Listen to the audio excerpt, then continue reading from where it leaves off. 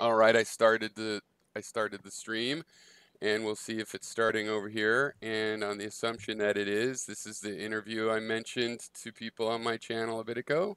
And here it comes through. So I'll pause and make sure we got audio. Starting over here. Sounds like it's working. And I'll double check when you start talking. So this is a difficult part for me because I kind of always think the people watch my channel probably know already who you are, but probably not. So. Uh, I'm going to be asking you, for your own definitions and to present yourself, but for the so-called audience or whatever, this is David de Hilster. He's a dissident scientist and an organizer of dissident science with theories and also a group of people with a very divergent set of theories. They don't agree with each other, and so I would say. I've always been interested in following the non-mainstream, theories that people had. Um, but you're a genuine activist in this area that has done work and organization, and that's pretty rare. I think it's pretty hard for dissident scientists to join together forces with people that have alternate models. And yet, in a way, it's very interesting because as science, that's part of what I think it would take, right? Is that there's a collegial kind of approach to how science goes, and if you're going to have your conferences and stuff, everybody has to be able to work together to bounce ideas off each other and challenge each other, and to a large degree, I'd like to hear more about that and how long that's been going on and whatnot. So. Yeah, did I miss anything, David? How you want to introduce yourself or plug anything right off the bat or something to give people an idea of what you're about? Well, no, that's a really great introduction. In fact, you're very astute on really observing that because most of the time, I either get questions about what I think. Since I've been on the air almost 2 years now, people have questions about something very specific, but you don't get often questions or comments about, hey, what's happening in this world? What is it to be a dissident? How do you get them together? How do they work together? And a lot of truth about that is I didn't know that in the beginning. I started in 1992 when a physicist walked into my art gallery, my wife's store, and said, "Hey, I showed Einstein wrong in the 1940s, and could you help me?" And from that day on, I was always curious. I had no problem with that, and so that sort of got me into this. And I just really, at the time, for most of the time, I spent just being around, hanging around these people because what they were saying was making sense to me. Because every time I heard things logically from mainstream science, it wasn't making sense. And I'm a little older than most people. I grew up in the 60s and 70s as a kid, and I was an avid fan of Apollo. I mean, I used to make models out of toothpicks of the lunar lander. And, I every time we didn't have instant anything back then, and I'd wait for the National Geographic to come out with the pictures, the latest stuff from space.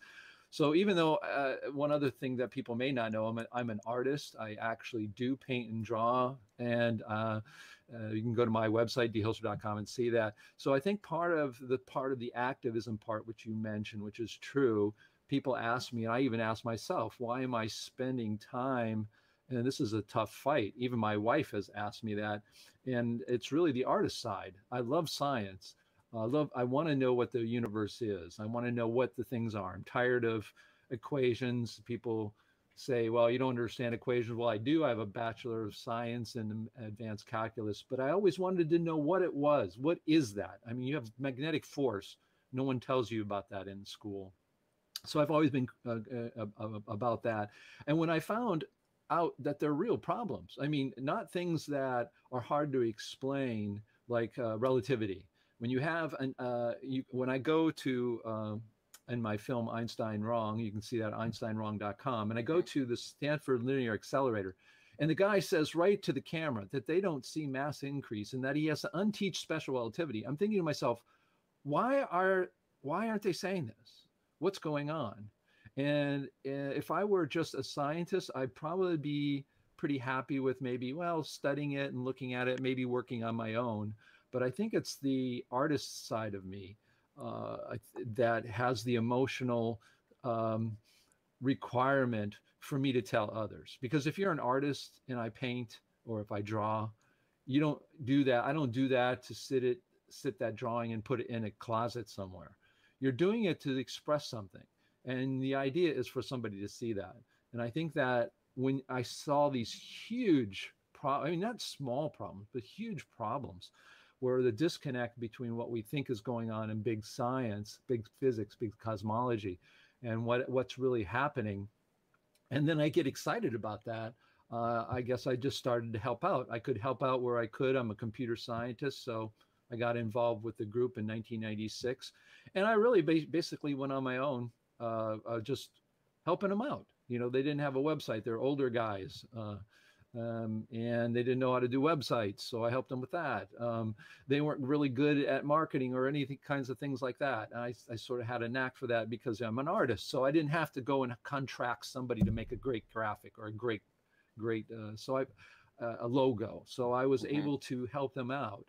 And the thing that changed with me on the side of actually theories and models was in 2015 when my father and who worked on my film and was working on what he called, you know, a particle world where gravitons came in and actually gave a solution to the wave particle duality, and it blew my mind. And then 3 months later, I put together everything that I collected because I would didn't that have have my own.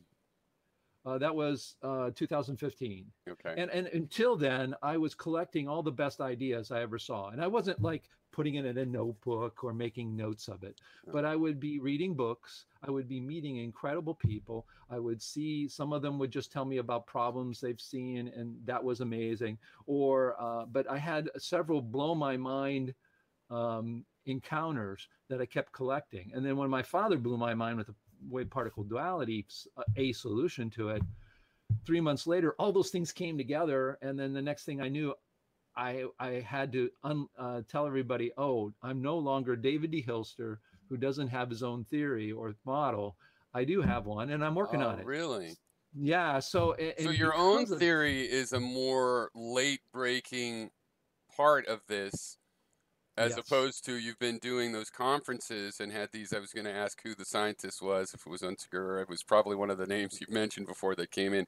Then that goes back to the 90s. Interesting. And so what about with your dad? Because that's an interesting thing that you and your dad have not exactly the same theories, but they're compatible. You work on them together, but they're also, I actually want to ask you about that. But so what about him? Did he have, you know, when you were growing up, did he have his own, you know, his engineer type person? They have their own theories. They might have been nurturing, or did he also? Zero. Interesting. Zero. So it grew out of, that's interesting. So you contact. started this community, or you helped with it. whatever. Helped Yeah, grow. you support. Right. Before, interesting, because I mean, if you'd asked me to guess, I would assume, no, you had a theory, you ran into people and crept up. Interesting. That might have been facilitated why it could happen, actually, because you didn't have an axe to grind the first 10 years or exactly. Whatever. Yeah. Exactly. And I think I think that's one of the amazing things when I was listening to your introduction of myself. I thought, wow, this guy's getting the big picture because of those years, I had to learn how do I deal with all this? Because we have people who actually throw hot coffee at each other at conferences, literally. And you figure, how do you get these people to get together? What is that? And I'm still in the last 3, 4, 5 years, I've been working explicitly on that problem. How do we do this? How do we market it? How do we explain it? And I think one thing to answer a question there, my father and I are actually 100% in sync in the model we're doing, because we didn't have anything. My dad and I will argue about small things. Well, you but mention that sometimes. That's why I was saying. Yeah, I thought there's some differences. Well, what about the expanding Earth side? Because he's mostly the particle stuff when he makes his videos. I'm sub to him as well.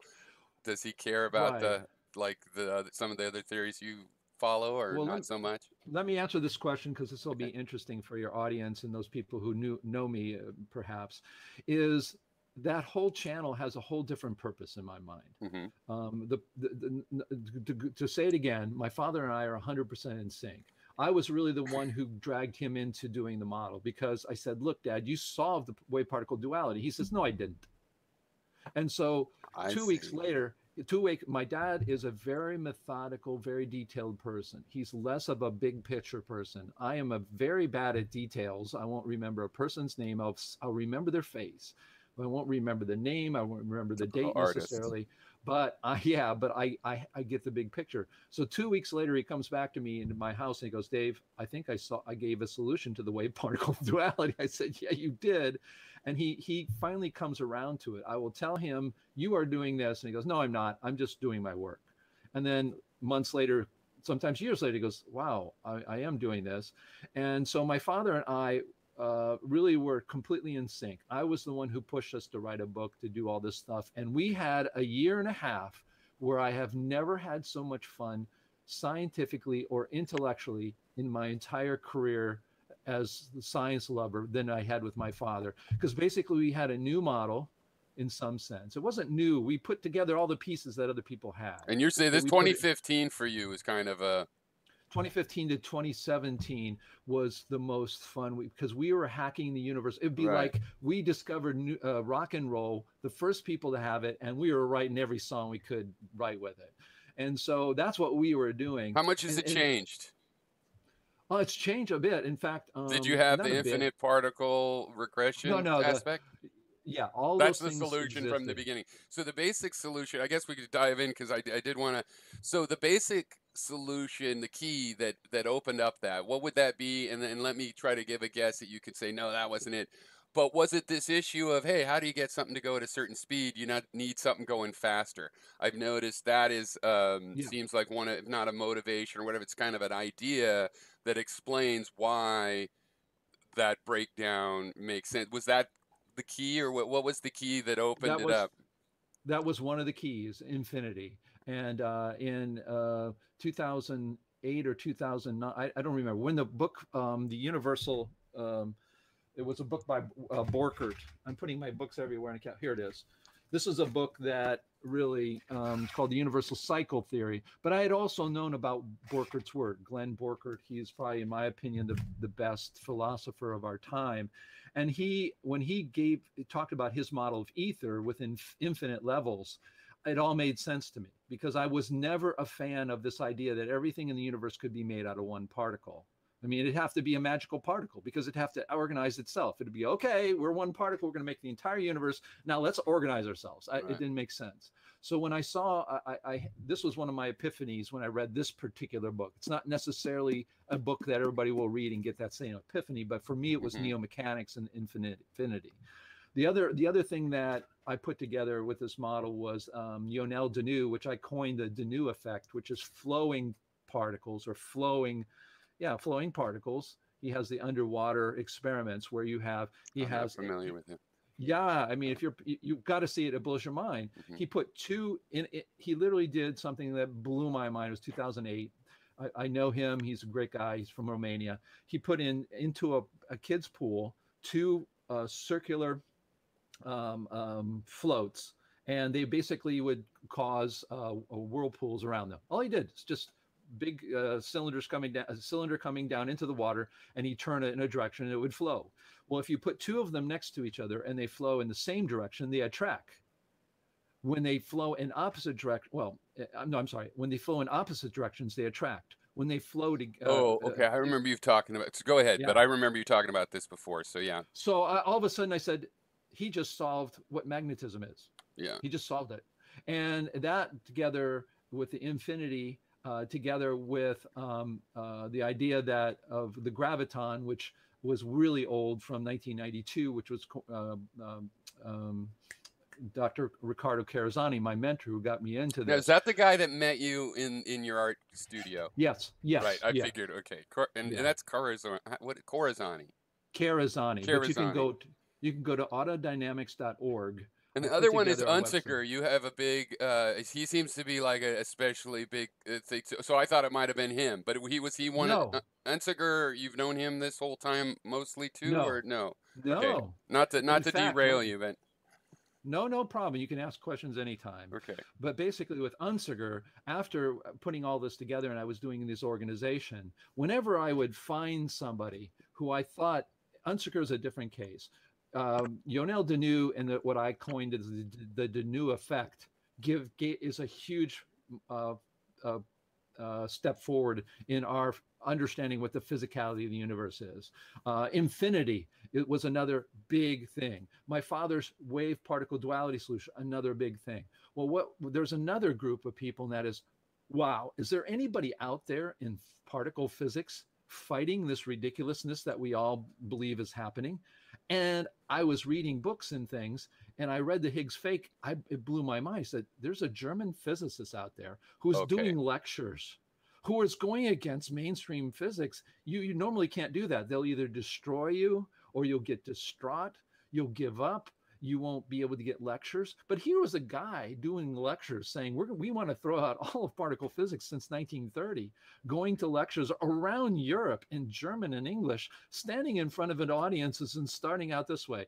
Yeah. Well, you know what I'm here to talk about. If you know what the controversies are, I'm paraphrasing completely. He doesn't say it this way.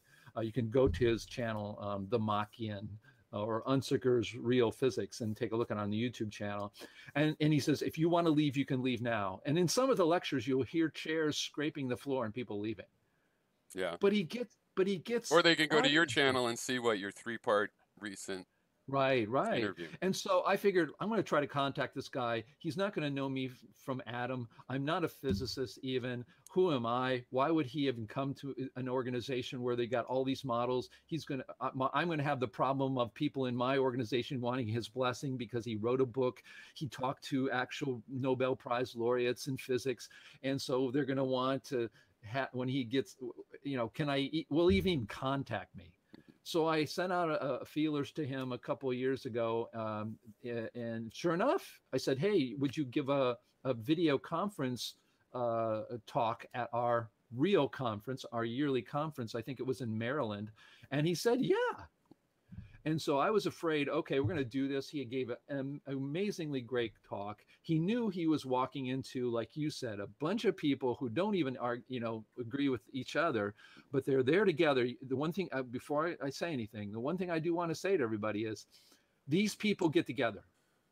No matter what you say about them, no matter what they think about each other, they're willing to go sit down in a room, all with different arguments and different models and things that I have totally big disagreements, like with Jeff Yee about some fundamental things. He doesn't have infinity in his mind, but it's a great model. Yeah. I don't care. It's still a big step How many forward. dissident scientists you think you lose? I mean, obviously not everybody, can like make it to a conference. It's not because, but I mean, how many do you think you lose because they just can't handle the other dissident scientists or whatever? I did one of my live sessions on that, and I got accused of being too personal, but I'll give you exactly a personal story about that. You lose people. Yeah. What happens is there are different personalities. You have different people who will work in isolation. They find something, they keep their mind very clear and work in their world. Carazani, Dr. Ricardo Carazani, again, autodynamics.org is where you can read about him. He was my mentor. Yeah, he was my mentor. And when I was making the movie, I showed him a scene in the movie, which is a creative part, because I am an artist, so I'm very good at cinematography. I know the whole thing. And I showed him a scene where my wife pulled up her shirt and showed the belly of her pregnant belly next to my father, who had cancer, who was being treated for cancer and had a bald head. And so I had, for a trailer, I had Herb lift up and then he has put his head down, which was a symbolic part of the human story of my documentary. He didn't like it. He thought he's a really old-fashioned guy from Argentina. He pulled out of the movie. And here I was having a problem of my mentor, who I to today think he is one of the great scientists of our time, wouldn't even go to our conference and talk, because I said, look, you would be great at this conference. You would open the eyes of many people. They will embrace you. But he didn't, because he doesn't want to face the other people saying, you're all wrong, I'm right. And so he never went to it. It was a really hard thing for me to grasp. But right from the beginning, I knew about those people. And yeah, there are people out there that have been to the conference who aren't there now. I get literally probably 3 or 4 emails a year from people who I greatly admire their work saying, I no longer want to be part of this because you have crazy people thinking that ether is a model. Right. Literally. Well, because And that's what I so, was wondering. Because yeah, some of the differences that you have with mainstream science, you have among each other. Um, yeah, in sure. that sense, and being tolerant of ether or whatever, these demands of physicality, I've noticed that's a big one for in general. Like Yeah, it is. it's Sure. big with you. I'd like to talk about it, but also just in general, and that's a tricky thing because to me. It's easy to be touchy about what counts as physical. Actually, let's go ahead and dive into my side of it. And that Jeff Yee is a really interesting case. You've definitely collected some interesting people, some from mainstream science or whatever, scientific and engineering careers, but definitely interesting group. Jeff Yee is an interesting example. But okay, before we go into that, so for you have I was trying to identify how to ask you this, and I came up with, well, I think it's the physicality. What is the main complaint? And I think there's also maybe some sociological complaints about mainstream science, but a big one is the Hmm. physicality. So before we deal with, because I think some of that might be political. Like I'm speculating. Oh, yeah, Maybe you sure. don't. Maybe it's one of these things of like. It's a misallocation of fund to give these charlatans money, kind of thing. But separate from that, there is the physical differences, which is this Sure. idea of physicality. And I've Sure. seen other systems, and definitely particle guys that want a particle system, it's because that feels more physical. And my argument, though, for the wave guys is waves, water waves. It's like it could, we have waves in the macroscopic world. What's, the problem with having a wave system? It seems to me it's a little more esoteric. You got ripples and it's water and light shines through it and there's romantic stories about it. You know what I mean? But it really, it's just as physical as the BBs and the billiard balls, right? I mean, to me. But so what is there a problem with physicality? And I think this is a canned question where, I mean, I think you made clear that you have a problem with the physicality of a wave-based or ether, No, no, sort of. no. It's a good question, and actually, I have probably a different answer than what you're imagining. Okay, let's take a look at ether. I have one objection to ether, but let's not, I like ether a lot better than not anything. Let me say this: Glenn Borker, he's an etherist. He's one of the great scientists in my opinion, of our time, because of his work with infinity and his 10 assumptions of science. He's saying something very simple. We have light. It is a force. We can measure it as a force. We have the photoelectric effect, for instance, from Einstein, where light comes along and knocks a particle out of something. Um, hold on, there we go. I'm glitching there. And so his answer is light's got to be something. And so what ether is, it took me until late last year, 2018, and now to be able to explain this. Ether was invented for one and one purpose only, to give physicality to light. So it is particles. In fact, I have people in my group saying, Dave, your theory is really an ether theory. It's not. It's the difference between ether theory and a particle theory is in ether, you have particles. In the particle model, you have particles. But the waves that they call light are waves formed by particles bashing into each other. Just like that's what you have with sound, right? When I'm talking to you right now, the sound waves, what are those? That's not something really traveling. It's a wave force. It means it's hitting something, hitting something, hitting something until that something hits a detector, and then that records that and sends it out, and then it hits the wave part, the particles that are sitting there. So ether is waves. It is a physicality. It's not the objection. What I object to is that and it's not my objection because I think I'm right, they're wrong. It's really just a logical thing. It turned out that it took me a while to understand that ether is a specific, and it exists for one thing, just like gravitons exist for one thing. Ether exists for people who wanted to give light physicality, and that started with Newton's time. They were looking for it. Well, But yeah, Right. As But they soon were as you looking see at any wave-like hint, whether there's another reason it looks wave-like, that made him think, oh, it's got to be it's waves, and then there's got to be a medium, and like, what's the medium? Right. Yeah. So that's the logical thing. So when you look at ether, it is as a model, and this again, this took me over 20 years. It just happened a couple months ago that I really was able to explain this. Ether is a specific model that whose 100% reason for existing is to give physicality to light as a wave. Hmm. That's what it is. It's not meant for gravity. So what happens to etherists? They do light and they get all excited about it. They can't solve certain problems. They say they can solve certain problems, but they really can't. And that is transverse waves. How do you explain a laser? And it's supposed to, light's supposed to spread out. So, but that's okay. They have those things, but they have ether. Then they go say, okay, I've got ether. Now I can explain everything with it. It's the fall in love with your model. Let me explain everything with it.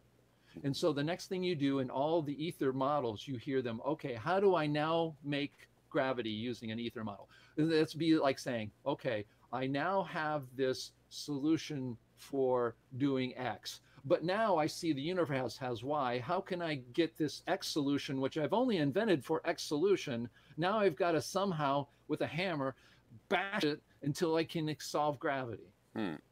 And that's that's my realization that ether theories are physical. So it's not my objection to its physicality. Okay. It's my objection that it exists solely to talk about how to solve light. And then all the etherists then go, oh, I'm smart. I've got my model, and now I'm going to solve everything with it.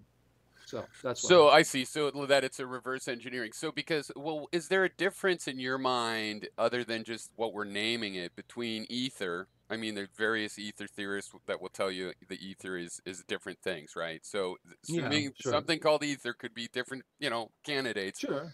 The quantum field is basically, and that's what it actually, even though I support, I do believe a lot of the data, I trust some of the experiments coming back. It's definitely what you just characterized with ether is what's gone on, like in the open with quantum mechanics and gravity. They've got their version of the ether, which is the electromagnetic and basically all the properties in a big field with all the properties, including ones we haven't discovered. It's this quantum field. I know it's like probability. And so it's just a super ether. It was really made because of electrodynamics, and now they're trying to apply it to gravity, and they're very confident that they're going to. And that's where I would not necessarily agree with that they are going to. But anyway, so the question was, I mean, is there a difference to you in your mind between like an ether or, could you call something like the quantum field, whatever that is, an ether? Or what's the distinction you would see between those two things? There's a huge distinction. The way I would look at it is the way Alexander Unser looks at particle physics in general. And that if you were to ask Alexander Unser that question, he would give the same answer, and I am in agreement with him. And that is, these people, they didn't set out to look at the physicality of something and try to make something of that. What they did is they came up with systems. The string theory, what you're talking about, string theory is a good example. Yeah, I People wanted to came talk up with a about string system. theory a little Yeah, bit. the string theory and all this quantum foam and all these things they're talking about. They've come about it from the back door, and it's a mess. It's basically arbitrary. What you're talking about is like quantum foam or string theory. They're just arbitrary packages of something. You want to call it a string with one dimension, which is ridiculous, but you call it Mhm. whatever you want to do it. Whatever ether you have, it's different from ether, because what they do is they come up with a system, and those systems oftentimes come from different parts. Then they try to put those systems together. So basically you have totally arbitrary systems, Yeah. which they have not thought well about really does it describe even the basic stuff. Because when they're talking about this quantum foam and everything with these, what Unser calls arbitrary attributes arbitrary packages with arbitrary attributes, and they're trying to put them together. They're trying to solve problems that didn't exist. They only exist because they have it. They never took the time to say, what is light? They never really took the time to say, what is gravity? Let's start from there. So what happens is if you try to undo the steps from which they came and got to where they got, it's really hard. And that's why if you go into, the only person I've seen successfully get into that Gordian knot, that is, let's take a look at what you're saying is ether really what's going on in mainstream physics and cosmology right now with all the quantum stuff going on in quantum gravity? What it is such a complex and long story. It'd be like looking at the history of Latin American politics. It is so volatile. Yeah. It is so, if you tried to even go into it historically and try to weave any type of history, you're going to go drive yourself nuts. Well, there's a lot of semantics, right? Because in regular physics, they'll tell you right off, oh, it turns out there's no ether. But what they really meant is the kind of ether they were looking for that would be like at rest with the galaxy or something. You know what I mean? They looked for that and they couldn't find that. It doesn't mean that there's not, you know, they believe there's an electromagnetic field.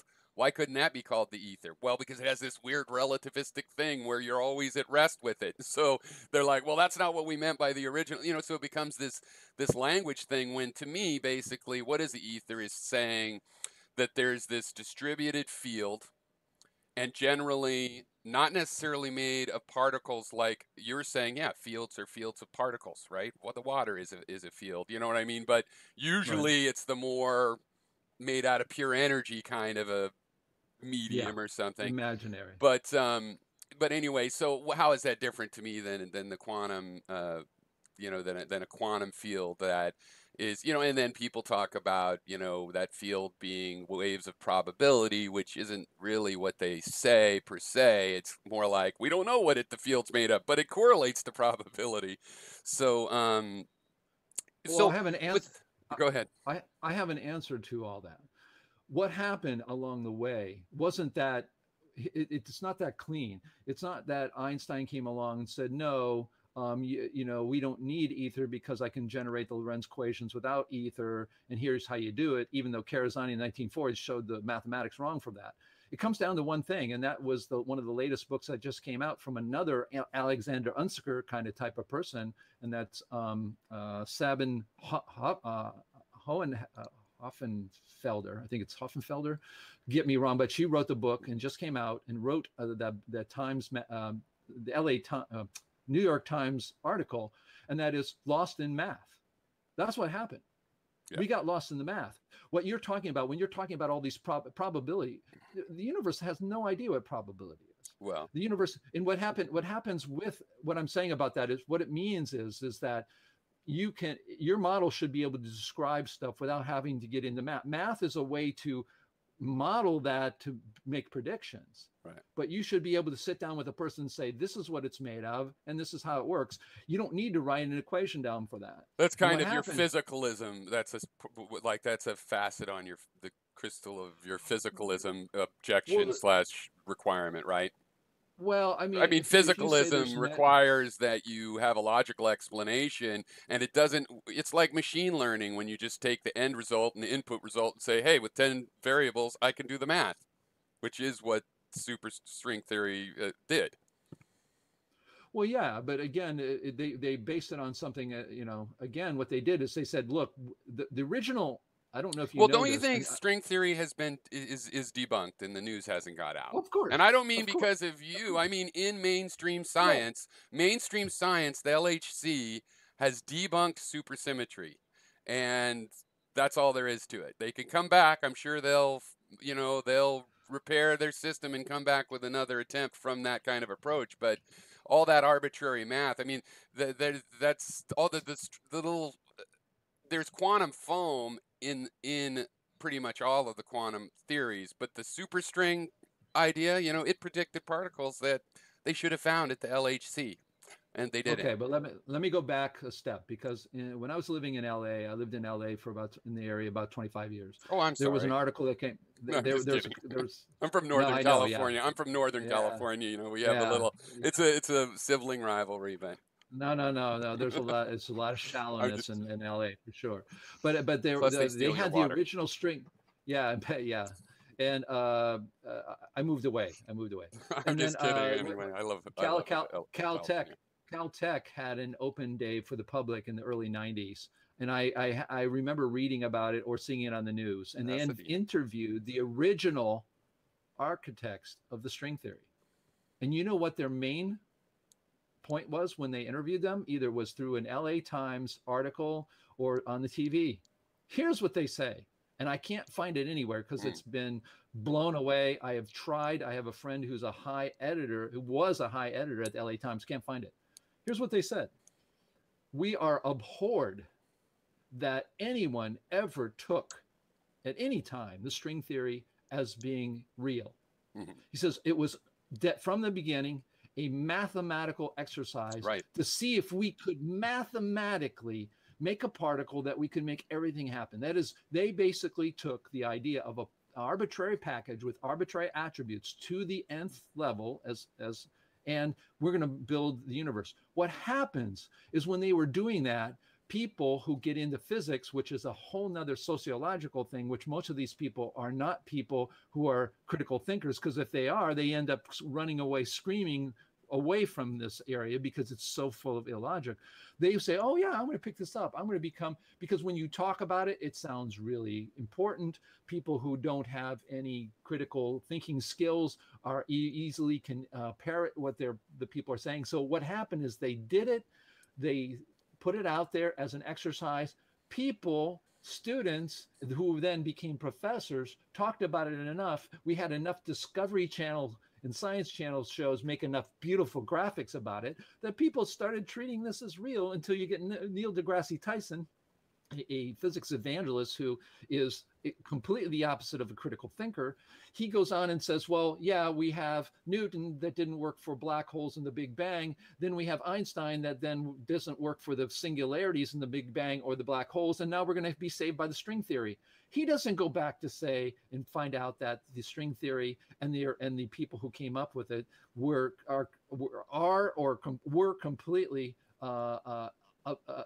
incensed by the idea that anybody treated this as real. So what we have become what we became in the 20th century, where we with John Cage would listen to a 4.5-minute piece of silence with no one playing their violins, calling that magic. That was John Cage. We were seeing Duchamp from I believe France. He's an artist who went and got a urinal out of a store and put it into an art exposition. So wait, how are you relating this? Well, here's what I'm saying. Then we have Einstein coming along, say, as you get closer to the speed of light, time slows down, length contracts, and mass increases. And then if you're a student in the class and you raise your hand and say, well, why is that? It says, it's not why is it? Those are the laws of the universe. We became bigger than the universe. Our knowledge was more important, so that when we got this thing that's in my movie, and that facts, if the facts don't fit the theory, my theory changed the facts. So what I'm saying is we have in the 20th century become so muscle bound and we became so arrogant that we became up with our own rules of the universe, just like Einstein. You say, this is what it is. The universe must follow this. If it doesn't, then the universe is wrong. That's why we got off track. So you think, so not what you think, but you're characterizing in a very interesting way that what's gone wrong with science and how it could have lasted so long, right, like 100 years roughly or whatever of this, is part of, or is like a artistic movement that can Dadaism or whatever can go on and it could be a fad and become really like, this is good art, everybody knows it, and then one day it's like some 18-year-old comes along and breaks that whole paradigm, people forget about it, but it was certain right up to the end, and you would say that's what happened. And well, so that's interesting because, see, to me, you have a postmodern tendency in art, and postmodernism to me isn't a single thing. There was a single thing called modernism, that we were going to figure everything out with Newtonian mechanics, including morality and love and all the rest of it. And then I think we had some principles that came in mostly in mathematics, like Russell's paradox and the incompleteness theorem and things like this that showed that some of the stuff we'd hoped about proving arithmetic wasn't going to work out so easy. And then we had scientific discoveries at the same time. So between the math and the science, the Newtonian basis for a lot of ethics and modern ideas, right? The modern humanities, meaning modern in old day now, 19th century humanities, that was taking a modern attitude, were like, they were believing that they had founded their, like their social and political ideas in Newtonian mechanics.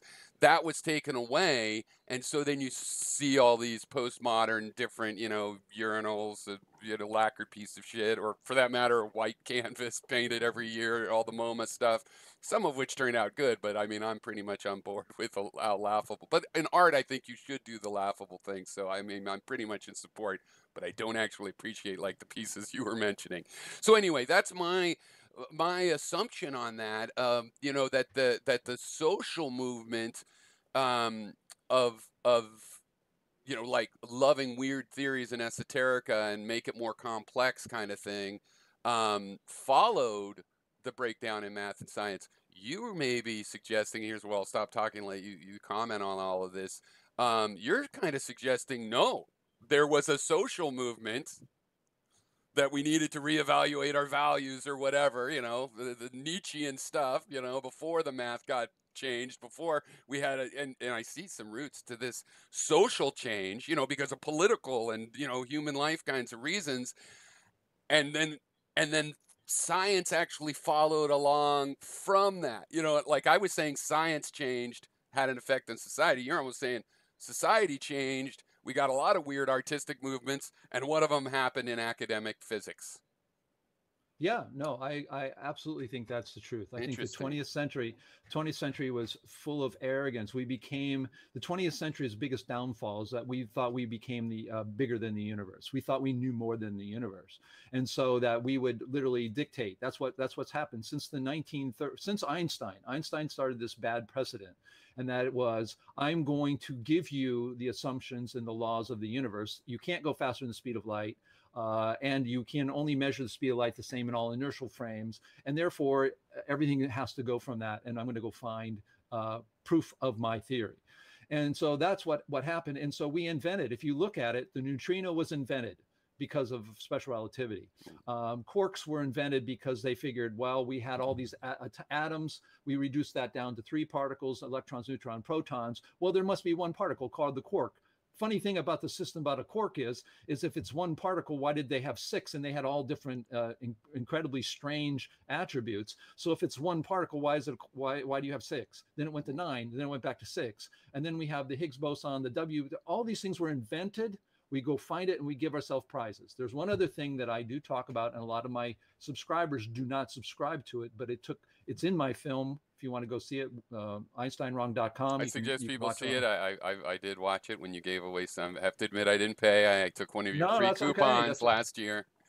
The paying just helps. I thought it was very interesting. It was well made, and it was also an interesting approach to have your science is wrong, but also like a good documentary is very, or like the documentaries I tend to like. It was also very personal, obviously. It was a human story, and I think that's really the most honest way to do something like this, So anyway, I recommend people go ahead and take you up and look at that. And in that film, you're going to see a scene that's very important. It turned out that in 2008, we had our conference in Albuquerque, New Mexico. I think it was 2008. And we were there right at the time where twice a year they opened up where the atomic bomb was first exploded, because they wouldn't let you in because of the radiation. Yeah. So I decided I was going to film. I took my parents there, and we filmed part of the scene. You're saying that's when they did finally let people in after the radiation? No. They still don't let people in yet. No, they let you in twice a year because the amount of radiation. Because the radiation's fine. Yeah, it's fine. So twice a year you can go there. So we went right to the point. And if you go to my film, you'll see them at the site and literally standing where the first atomic bomb dropped. In there, this is David D. Hilster's own thesis, is that why is it that we kept going? Why do we build $1 billion collider when most physicists, and this is a truth, most physicists do not subscribe to any of the particle physics going on? Hmm. What we have is a very small amount of people who do that. But why? How come they're getting money? Why are getting supported? And I have one answer to that and that was the Manhattan Project.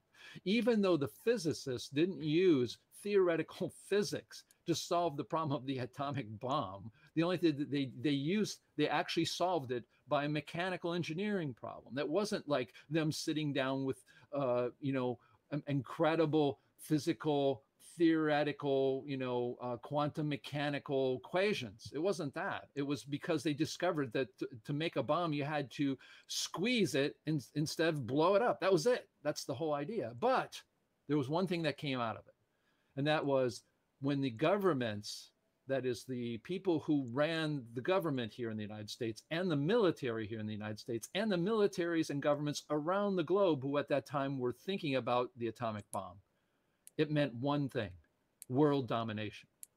Now, if you have world domination, you want to be world class in that. You may not understand it. So the politicians and the population think that these nerds went in there with their quantum mechanics, relativity, and all that stuff and came up with the atomic bomb. That's not what really happened. But in their mind, that's what happened. So why do they build the big collider in Europe? Europe wants to be ahead of the United States politically and militarily. It's a big competition. But you're saying it's just seeming ahead. They don't actually get ahead. No, because here's where we differ is that I trust the data a lot more. I think scientists haven't done a bunch of interpretation. When I was in school, they were like, yeah, we got burned with the Newtonian predicting the future thing, so now we just do math. I mean, they're pretty open about it. And it was a long search to figure out how that had happened, because used to be philosophers of nature were right. So what is your objection that on this level to the things you're talking about?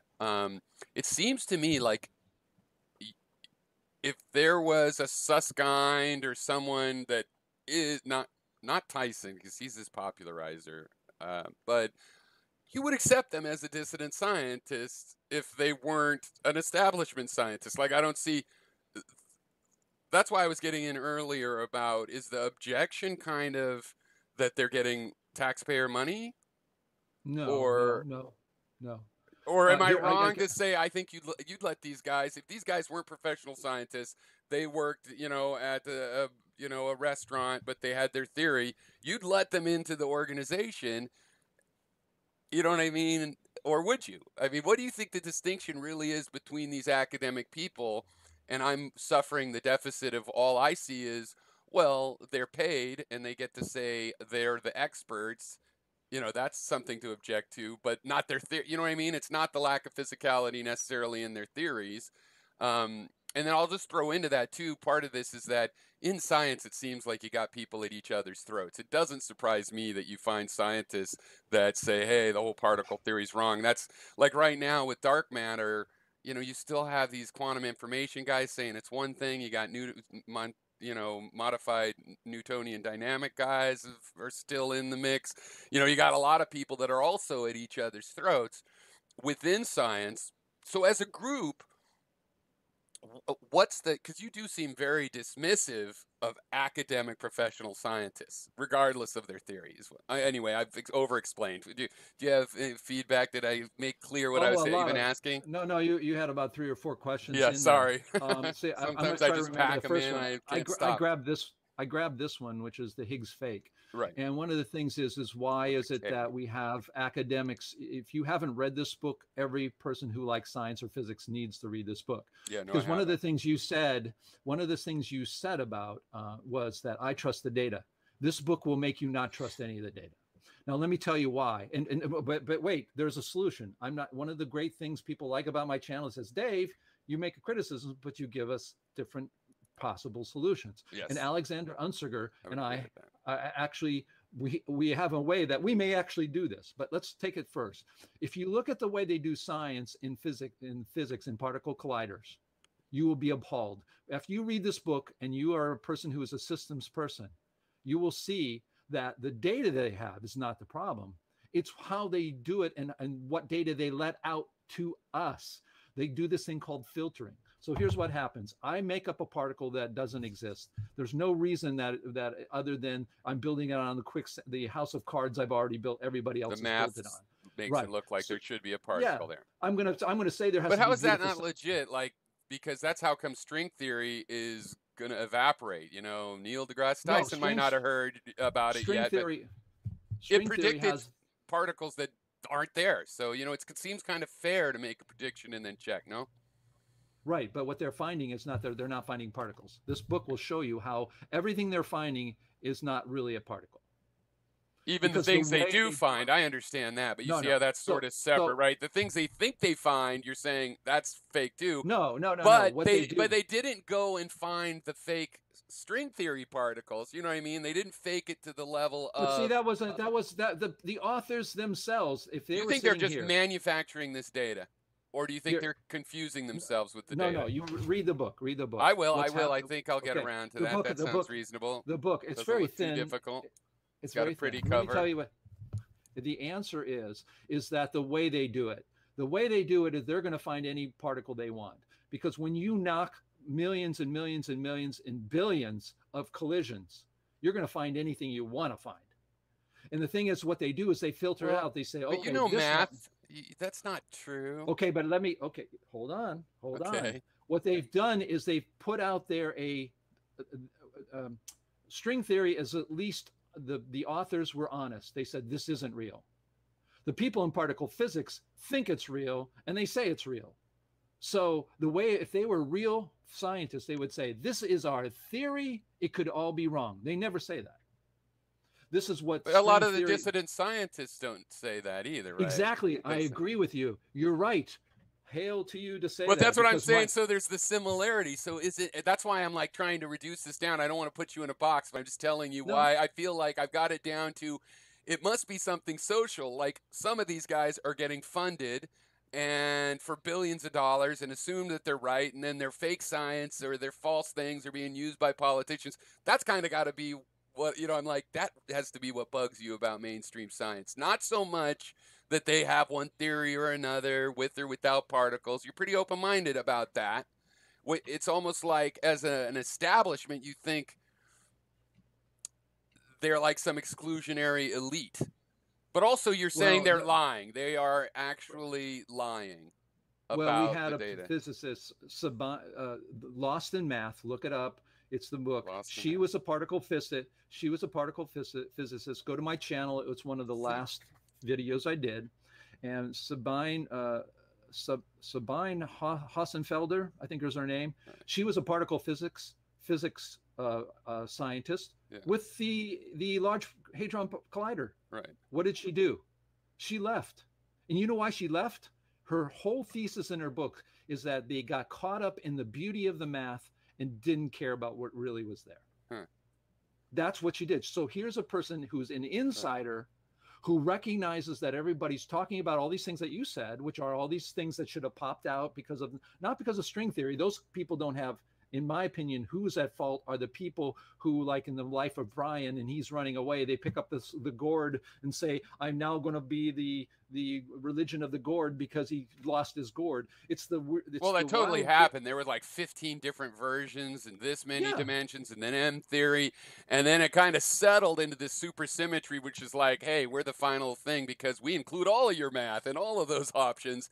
And then it turns out it's falsely predicting particles. Okay, and the other thing you're saying, these high, okay, I always make a joke in my videos. I put my hands up to my head like this and say, you guys have the giant brains and we just have the regular brains. Yeah. Because we have this idea that when you go, if you say you're an astrophysicist from MIT, that you somehow have this super brain and understand the universe way better than we do and can do the math.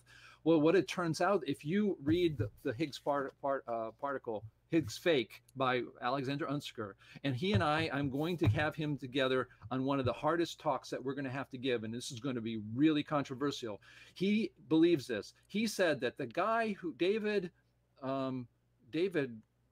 Crook or David Brooks or something, I forget his name, but he won the Nobel Prize. He's a Nobel Prize laureate. He asked him, it's a guy who is put up on this pedestal you're talking about, right? Mm-hmm. And he talks about all this stuff. He goes to the conferences and he is worshipped, basically. He asked him, how did you get into this? And his story was, and I'm going to paraphrase it so your audience will understand it very clearly, and that is, he said, well, I could have been a veterinarian. I could have been a preacher, but I decided to go into particle physics, and that's where I went. He wasn't passionate about it. He wasn't even a great student. Someone didn't put him up there because, look, this is like Mozart. This guy's like 12 years old and he's solving the universe. Let's get him into particle physics. This guy's going to do stuff. No, it was a guy, because why? He's exactly like a politician. This is why we have politicians when they get up there, like the Brazilian, my wife's Brazilian, I lived in Brazil. You get a politician who goes up there and says, why can't we stock up on wind the way we can stock up on solar power? Oh my God. Literally. Hey, let's take a little political asterisk here for a second. So what do you guys think of what's going on in Brazil right now with Bolsonaro? Is that it's really hard to say what's going on. There are good things and bad things. But if she's from Brazil, she remembers the days when, well, she was tortured. Yeah. The problem is once they get in power, they then steal. Lula was the president who actually brought a lot of prosperity to Brazilians. He ended up in the power struggles, just like Obama. He was a grassroots guy, but when he got out, he's doing $400,000 gigs and $40 million worth, and never did anything that he promised to the people. Yeah. What happens is once people get into power, that's what happens to these physicists. This is what happens to the physicists. But you think that Brazil's returned to right wing? This is a right wing coup. Lula was kind of yes falsely. And no. Lula might have gone, had a speeding ticket level thing, but they really used it as a coup. And it's got shades of the radical left and radical right. Oh, it isn't that clear. There are some things that they're doing that I applaud, and then there are other things that they are doing that I don't applaud. So it's really just a radicalism. Yeah, just curious. I think that's one of the most. It's one of the main things to watch in terms of. I mean, Brazil is such a. I mean, a lot of Americans, we have our little. People don't face facts, but Brazil is actually top 10 of world bellwethers. It's a huge country. It's got a tremendous amount of actual power. There's a lot of famous countries with 10 million people in it and whatnot. Brazil is the natural resources, and then the history, and also in the right wing overtake that we had in so much of South America, the way it touched Brazil, where they had these dictators, but they weren't spend all the money on shoes dictators. They built some roads and stuff as well. It's kind of same, also with Chile. Weird. Anyway, so them going back towards fascism at all, and it's interesting you say, maybe I'll try to keep my eye open to it not being so simplistic as that. But it's definitely a radical kind of politics when you have someone in, basically saying, hey, opposition, leave the country. Or I'm going to arrest you. There's good things and bad things going on there. It is a complicated thing. They actually are putting people in jail where we don't in the United States do that. But getting back to the physics let's get side, back to physics. Okay. Yeah. What happens is I wanted to mention that I want to have another interview with Unsker, and we're going to talk about one thing he mentions, which is really shocking. Going back to this Nobel Prize laureate. Basically, what he's saying is these people are not the cream of the crop. In actuality, this is one of the videos I'm going to make, and it definitely very soon. Oh, you were hinting at this in a recent video. Yeah, I know what you're talking about. And that is that physicists are very much like politicians. They get into these high, powerful positions, and they're really nobodies. They don't have any spine, because that's how they got there. They just believed everything. They know that they're sort of there on borrowed time. They're not great thinkers. They're not great debaters. They are just the ones who capitulated all the way to the top. And so they do that, and they get into that world. The money, like I said, keeps coming from the governments, because what if they do say that this new particle comes up, they find the God particle, the Higgs boson, they have a bomb that can destroy the whole world, and now Europe is the most powerful nation on the planet, because it's like a nation. So that's really what's happening. And what we are starting to uncover is, guess what? Like Trump, they're not exactly the brightest bulb on the planet. So your view then is that as an organization or whatever, as an industry or whatever, academic science is one of these, in your view, it's like there's no way to be involved and not be corrupt. You just wouldn't last. Absolutely. Yeah. Yeah, you don't. If you did last, you'd be in some little community college where they're treating you like a crank too, and you're not really in the mainstream anymore.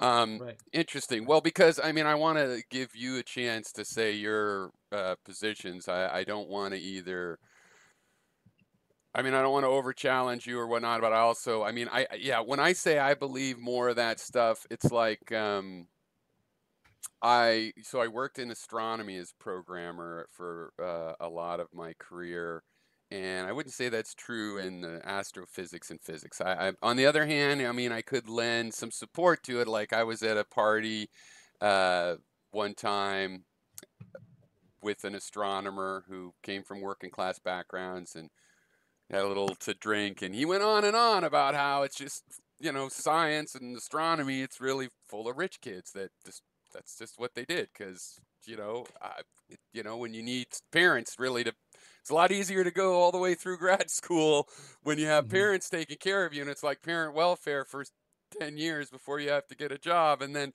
they're A Sure, students, they're not, it's not like they're not filtered out. You sure, can't just be sure. an idiot and not, you have to at least be like, know how to do your homework, be a good student, learn what you, but you can do it with rote, and you're not necessarily creative. And he was kind of making the same kind of thing, but his also was classist, is that there's just too many rich kids that do it because they can, and they feel really great because, yeah, they could have taken a job at daddy's company and made a half a million a year. Instead they're making $75,000 a year, and they feel like, you know what I mean. But it is, he was saying the similar thing, that it's really about feelings and it sort of corrupts the process. You're saying more than that, though. You're actually saying that because it's co-opted by politics, it's really gotten to the political level of politicians, of like, we can all Yeah, imagine how it's hard to be a good person and make it in politics. And you're just saying it's a similar situation in physics. And so that's the difference.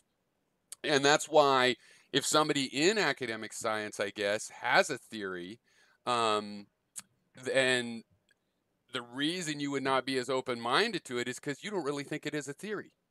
It's like a story. It's an advertising campaign. It's not actually an honest, I'm trying to figure out the world in the sure. first place. So it's sort of, in your view, it's going to be malformed automatically because of the Yeah, process that creates it. yeah, yeah. In fact, if that's if you subscribe to my channel and watch, you're going to see I take people through and become science woke. I use actually the term science woke in Hmm. the modern sense that we are politically woke, environmentally woke, health care wise woke. I'm on a whole plant-based diet. I reverse my heart disease. We're wide open. People then came to me, like I have subscribers who said, I came to you because I thought maybe big science was probably doing the same thing everybody else is doing, which is the people in power are pulling our leg. Yeah. And what happened, and that's why I have science woke. And Yeah. so what I do is, if you subscribe to my channel, if your subscribers come by and they say, well, what you're going to see a lot of times, I'm going to take you through an article and I'm going to rip it apart, because I know answering those questions that you would. My mother, for instance, would read these articles and they sound very lucid. They sound like logical. Okay, dark matter is this way, and it's dark energy, and we're going to find this, and we're going to find gravitational waves and all that. And you read on this. But when you go through it and you start hanging out with critical thinkers and seeing what they're criticizing at the very fundamental level, you start to become critical thinker. And then all of a sudden, the language and the flowery language and all these terms they're using, all of a sudden you start caring about those terms and saying, what do they really mean? And then all of a sudden you see within the same sentence two logical paradoxes that contradict each other. And my mother, God rest her soul, who went on this, the whole idea of my film was take my mother, who's a suburban housewife, to meet all these crazy scientists and let her make up her mind. Are these guys crazy? Are they, what is she going to come up? And she ended up at the end of her life being able to read articles and sit down with me and debunk them and talk about them, how that these things are wrong. It's not something that you come up with or disagree with. What you end up doing is, I'm a linguist. I get computers to understand human language. So I try to understand You're when a I'm talking polymath. to you. No, I'm up. No, polyglots are people who speak lots of languages. No, I But said math, polymath. You have all right. sorts of things going on. Yeah, exactly. But when I'm talking to you, my idea is I have some idea about the universe and I'm trying to describe that through words. Sure. Well, when you use those words, if I say to you, okay, ether is a black substance that when you shine the light on it and you can see its color, which is white. Now, I just said a sentence in there that has a contradiction. I said the ether's black, but when you shine, what Mhm. happens is that we're not picking on mainstream science because they have different ideas or crazy ideas. We don't care. We don't care if you have a degree or not. What Right. we do is, in my movie, I come up with a saying about the entire movie: don't listen to me, listen to what I say. What does that mean? If you are a waiter in or a bartender at a bar and you come to our conference and you blow us away by your logic about the way the universe works, I don't care. When you get up there, I don't care if you are the best admired physicist on the planet, because the moment you open your mouth and you say stupid things, illogical, contradictory things, we're going to be all over you. We don't care about your title. So what happens is when you read these things and you look at it, oh, this is what you get from them. Oh, but our model's no different. You have lots of models. The difference is our models are consuponable. Oh my God, what does that mean? Mhm. They are self-consistent. That is, you can't in our model find something in that model that contradicts something else in that model. Mhm. You find that all the time in particle physics, Mhm. all the time in modern cosmology, and all the time in their own theory. Because when they use a word, you start pinning them down what that word is, you find out really shortly that's a vapor word. Well, I It's mean, a it, modern science is at a disadvantage because it's admitted that they have these contradictions they can't explain. Let me rewind a little bit to where I was talking about the data. So let's yes. say we can't trust CERN or whatever. I got And, an answer. but for example, so I have a philosophy degree, but I did like 2.5, 3 years of physics and math in school out of interest and whatnot. Sure. And so, and it was at Berkeley, so I had pretty, Yeah, it's pretty cool. fancy scientists and whatnot. And so I had to do in lab the Michelson-Morley experiment, right? So Sure. the ether one. So I Sure. did that myself. Sure. And I don't know, it was like 50 hours of setup and stuff. It's pretty straightforward. I mean, I was doing it as a student, but I actually saw every element. There wasn't any part where I just feel, we did it. Sure. Sure. And so I mean, data like that shows there's some weirdness in the universe. I don't see why. I mean, we know the Earth is moving through space. If you send light on two different paths, one of them's going with the speed of the Earth, and some of them are going against.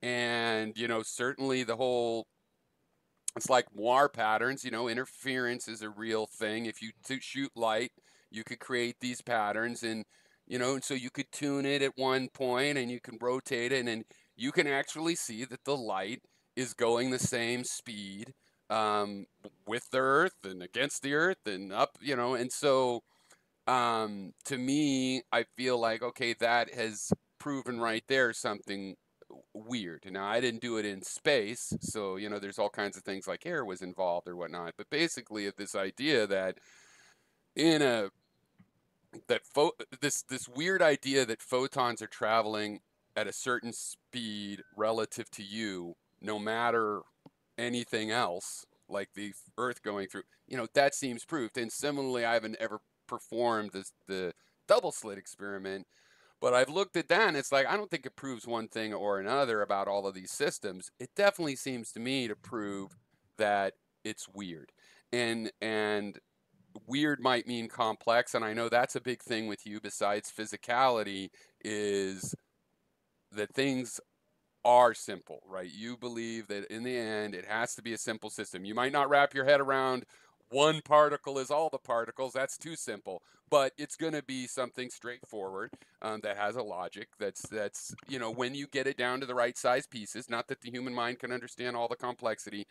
You think it should be simple, and I think I myself have seen data that shows okay, something's weird here. This is not my animal that evolved in the forest.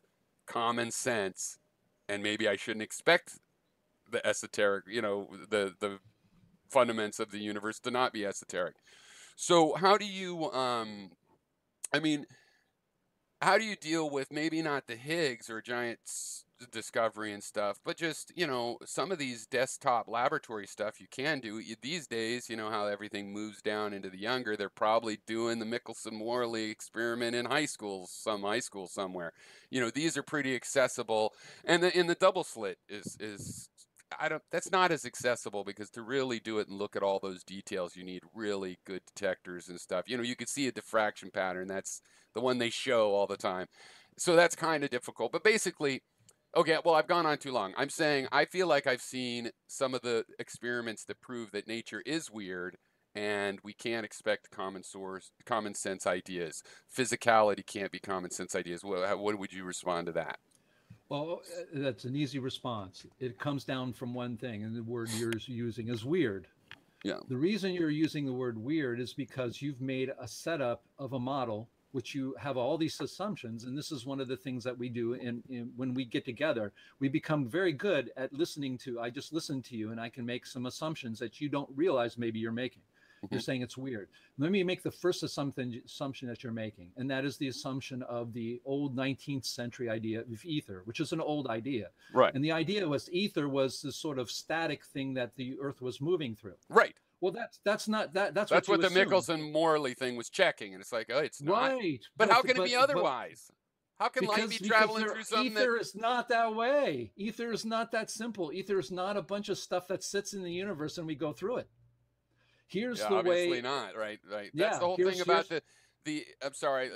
I'll try to keep it short. So the electromagnetic field could be called the ether, but they didn't call it the ether because we're not moving through it. It's at rest with us, but we are moving. So how can it be at rest? That's what I'm getting. Yeah. So, and I did that experiment, and I'm like, we're at rest, but we're not at rest. That's we're at rest. exactly what the ether. Explain the way around that today. Because I get what you're saying, that you can make an assumption that makes something seem confusing because you're putting the circle. Like, why are the planets going in spirals? Because the center is at the sun. Yeah. Right. So, okay, I get that part, but I don't see where the center of the solar system is in this case. That explains it. Let me tell you. Okay. Well, let me give you I'll let you go. I'll let you go. Hold on. I'm not no problem. I'm not an etherist, but I like certain ether theories that are really interesting. Take you Glenn Borchert's idea of ether. It's called entrained ether. That is, ether is not a uniform field everywhere. So what it means is that you have ether, and the ether closer to the Earth is going to not be uniform, and it's actually entrained, so that the ether, yes, is moving with us. That is, the density of ether is moving with us. So when you go and that's the nature of ether. Now, this would be like saying, okay. Wait, is the mass dragging it along? I mean, not to dig into technicalities that you might not even have ready. But the second part of the problem is, do you have a model for everything? Because Michelson and Morley and mainstream physics does not have a real good physical model for light or gravity or any of this stuff. They have lots of equations and they have a lot of assumptions. See, but that's where I have to disagree with you a little bit, because they don't. Because you can measure the metric and electrical field somewhere. You can measure that. And you know that when you have an electric field, it creates this magnetic field, and that creates the connection of a media. Now, it's a weird media. It's not a bunch of molecules, but we call it a field. But because if you have let me tell you, in your statement, you've already said something that I don't agree with, and you say electric field and magnetic field. To me, they're the same thing. They're the exact same. They are. They've been. Well, what I'm saying is that when you do that, when you have a model and you start taking things in the universe that are actually the same thing, then making them different, then saying they behave different, and then you make calculations to it. This comes from the fact that we as human beings, as scientists, have discovered small parts of the universe, wrote equations for them, gave them names for those things. And then we didn't come together and say, like the CNPS does, oh, we have all these names. Are we maybe talking about the same thing? Well, they did, though. So they unified magnetism and into the electromagnetic field. Because what my answer to that is, you're wrong, because it was never ununified. Well, no, I mean, they achieved a theory of unification by going and, you can measure this magnetic component and electrical component. It turns out they're at right angles, and it turns out that they interact. And then you unify them into one thing because, that's why they interact. They are measuring the behavior. They're measuring the behavior. Right, but that's not telling you, okay, this is very important. My father's an electrical engineer.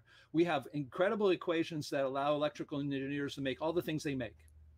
But it's not the physicality of what's going on. Well, see, to me, it seems very physical that, okay, one of the most simple things in this case is you got an antenna. And what can you do you just have a spike antenna.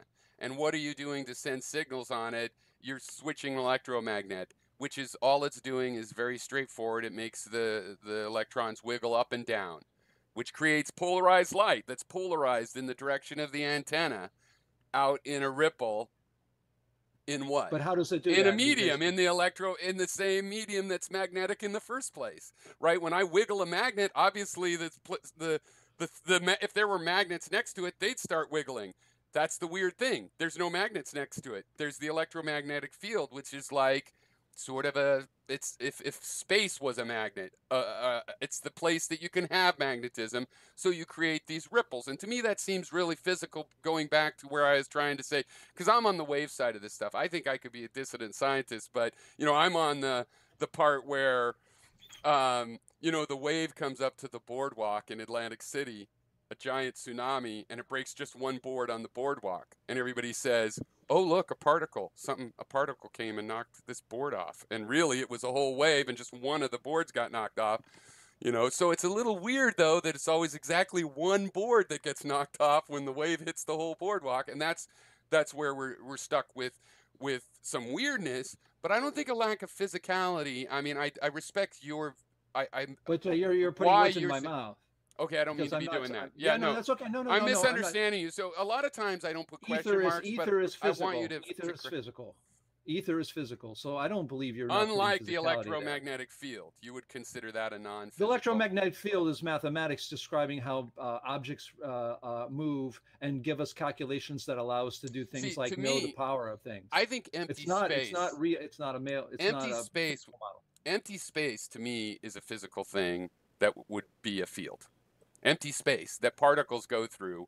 Okay, but you need to read. You'll need to read Glenn Borchert's book right here, because, in my opinion, if you do read him, you understand that what you're saying is it's got a paradox in it. You can't say that. You can't say that something that isn't something that is now physical. You can't say something that's not physical is physical. That's what we're saying. Well, so but you have to be. To me, the ability to you can't say that. Well, but why? Okay, I was a long way coming to this. I understand the idea that space is nothing, but then I realized, well, is space two-dimensional? No. Is it three-dimensional? Yes. And that's different from being two-dimensional. 2 dimensions is a mathematical thing we came up with. So three-dimensional space is a thing that isn't just an arbitrary nothing that can be described in any way. If all it has is distance in it and no particles, well, we just established that every theory needs something besides particles. Every theory has a field called space. It's not a field. Space, okay, hold on. But you see what I'm saying, right? No, I see. It's a confusion that this is why I call confused. This guy. I'm totally right. But anyway, no, go ahead. No, that's okay. No, it's okay. No, it's all right. Of course it's okay, yeah. What I'm saying. I mean, I don't agree. You don't even agree with all the dissident scientists. So that's a premise of this conversation. It's one of the reasons I've been so excited about it, because I think I'm one of the few people that is interested in the broad spectrum of these things, and I just include regular science in that. I see how they are all arguing with each other, and some of them are going to end up, history's going to say, you're a kook, and they were mainstream and famous. So, I mean, so we expect that. But, I mean, yeah. So, anyway, I like this debate. So, let's go back to this debate of how I'm saying space, empty space with no EMF or nothing, it would still be a field. Location field. A location field. How could you not call it a field? It's just like a field. Like a green field that you play soccer on. It's a space. Read this book. And you got it upside down, but which one is that? Sorry. Scientific Worldview. The Scientific Worldview. Yeah, read that book, or Infinity Theory. You have these reading lists on your site, right? I haven't read the books that you've recommended yet, but I'll probably get around to them. Some of them seem definitely very interesting. And let me answer the question that you're talking about. Okay. Here's the answer. What was it?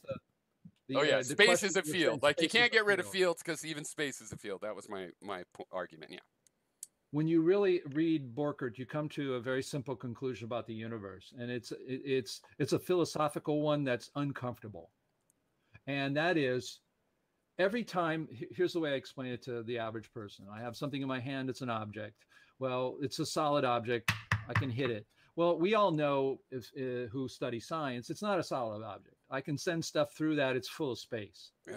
And so if you subscribe to infinity, which I do, you'll say that every particle, there are no such thing as partless parts. That is, every particle is made of parts. So you get down to the proton. The proton's going to be made of parts. And those parts are going to be made of parts all the way down. So when you really come to think about it, and I have this object and it touches a table, and you keep going through the infinity model, you're never going to find anything hitting anything at any time. But how does it stop on the table? I mean, I know the standard answer, but in your system, how do you explain? It's not my system. No, in your system. Well, no. Look, in regular physics, all I'm saying is the reason it stops is they're magnets. And there's a magnet down there, and you're never going to touch, because when you get closer and closer, it gets harder and harder. And what makes this tabletop solid is actually the fact that the molecules in my hand and the molecules in the table are magnets. That's the force. But how do you do it with, or let me ask you instead, I'll ask it this way. In your view, what you just said, I was going to ask, does that object actually touch the table? And you're in the modern physics camp of not really. There's a pressure there that keeps them apart. But your little teeny tiny subparticles, G2, G3, or however far down we want to go, because it goes down infinitely, but you've got most of the particles we know in the first 2 or 3 levels. Those are actually touching, right? In your view, those, right? So so I have this cup, and I set it down on the table, and we both agree with modern physics that it's not actually touching. It's kind of on it's like a hovercraft or a steam craft, or, something, a puck. Basically it's like a air hockey thing. It's like an air hockey or whatever. There's a pressure in between there. You like, right. So, but then the air pressure is touching something, or on that level, no, do they not touch as well? You see what I'm asking? If you go, like I said, some particles are actually bumping into another particle and touching in your system. Here's the answer. Okay. Philosophically, nothing ever, you can never find anything touching philosophically. But in reality, where we have to try to describe what we see, what we do is we work in the unicosms, in the microcosms where we live. We're not going to go down 17 levels to explain why a bowling ball rolls down a lane and hits the pins. There's no reason. What we have to do is we have to eventually say, even there's infinite levels, we're going to have to say, this is where we'll stop, and this is where we'll say. Use the first 3 terms of an equation. The reason that something stays on a table and doesn't fall through is because the G2 particles keep the G1 particles flowing like magnetic fields. Electrons, to put it in everybody's terms who don't know my model, electrons are flowing around the nucleons of atoms, and those things, when they meet, those flows will not allow them to go into each other. Right. Like you're saying, that's what we're saying. Well, in our model, the way we know is because of the G2 particle, the one below keeps that from happening. But then if we go down below, if we keep having to require ourselves to keep going, philosophically, we'll never get there. And that's why we say philosophically, they never touch. But when we talk about it in terms of engineering, that if we have real and applied physics of your system, and that's where all the really great minds in physics go. They don't go into theoretical; they go into the application. Well, I think it takes a pair. I noticed that a lot in astronomy is an interesting science that way, because they have the experimentalists, which look through telescopes, and they have theorists, and they have to work together. But so basically, I think what you're saying, and I'll just try to summarize it. So when you're doing a practical question, or a lot of your videos, or your father's videos, you just go down to G2, and you treat G2 as that's the thing touching. But really, there's a G3, and that's not touching. And so, but of course, it's like all applied math, all science, actually, the very unknown thing of science, but scientists know it is, it's the art of how to make an approximation. Like mathematically, they actually are good at like knowing, hey, this goes to 1 over x, and this one goes as logarithm, so that's going to turn out to be a 0, and we don't have to deal with that complicated thing, except for in some special case that we'll deal with, at some other time. So it's kind of like that, and I think that makes a lot of sense. And actually, that's always sort of the way I've thought myself, but I think I've gone in a direction of, hey, we need this infinite fungibility of shape and size, and waves does that. That's why I've gone in different directions. So let's see. So we've been an hour and 20 minutes. I don't know if you're willing to go another few minutes. I could go through. I had some questions. I think we've maybe some of the funner ones. We've done a lot of the stuff that I wanted to do. I'm here. I've got Um, actually time. I'm good okay, cool. Let's until spend a little bit longer then. okay. We'll just play Yeah, it I do by want to ear. say, make a comment before you go there. I thought that was very astute, and I agree with you completely. I like the idea. We can only do approximations. I love that. That hit me like a brick. Yeah. I love that. Well, yeah, My father said something very similar. He says the best we can do is engineers have this attitude, and yeah, all scientists should have them, including physicists. yeah, We're lucky to cobble together anything, any equations, even any models that will somehow describe some part of the physical world that we can then use usefully for us to, to make life better and understand the things better. He says we're lucky to cobble get to anything. We're never going to be right. I mean, yeah, that's the kind of attitude. It's always an approximation, and yeah. that infinity gives you that. So I just wanted to sum that up. So go ahead, questions Yeah, and I away. would say that in my experience, in the physical sciences, that even in science, they don't really emphasize it, but it's a skill that the top scientists that actually achieve something like, discovering some new phenomena or whatever. Let's not get into whether they're all lying about it, but that it Right. comes from having a valid kinds of approximation. And just as much, you get applied mathematicians try to do some approximation, it doesn't work out. It's not stable. But Sure. some of them are, and there's certainly. Like actually, my defense of when you were talking about the Manhattan Project, I didn't get into it, but when you were saying that they really solved it with engineering methods, I'm like, yeah, because they did use the quantum math, but the quantum math gets like unsolvable in the second and third terms. At the G2, it's already too difficult to do mathematically. So the kinds of approximations you need are really that. But I mean, in other words, you have to start the approximating before you have the good results. You know what I mean? It's Absolutely. like in Absolutely. Newtonian mechanics, you can do the approximation and have good results. Really, really, really good results. 99.99. Yeah, and I just used the first three terms of that quadratic, Whereas in quantum physics, it's like, no, after the second particle, when you put the third particle in and you got a whole clump of a pound of plutonium, forget it. So, they had to use the engineering thing. But I didn't make that argument. One reason is because I think your point kind of stands that I mean, I value scientists. I've learned not to be romantically, over. I mean, when it comes down to it, me personally, I'm not saying it's the better way, but I believe in the engineering way. And in the end, you go back to I believe it too. reality. And Yeah. sometimes engineers aren't theoretical enough, but, at least they're practical. So, um, I wanted to talk about Jeffy, a little bit. Now he's so abstract. I think it's hard for me to know if I'm understanding his system. But a couple things I wanted to run by you with it, especially since you do promote it and you're very respectful of him. And to me, that in a sense, I see super strong fundamental disagreements between your two systems. Um, Sure. it's a great sign of character that in that case, like that doesn't make you not want to. And also, Jeffy's a very nice guy who's deserving of respect because he shows respect. And I think that that's part of what you're doing. But you have very different systems. So to me, just let me tell you what I think, because I don't think I've captured his system that totally.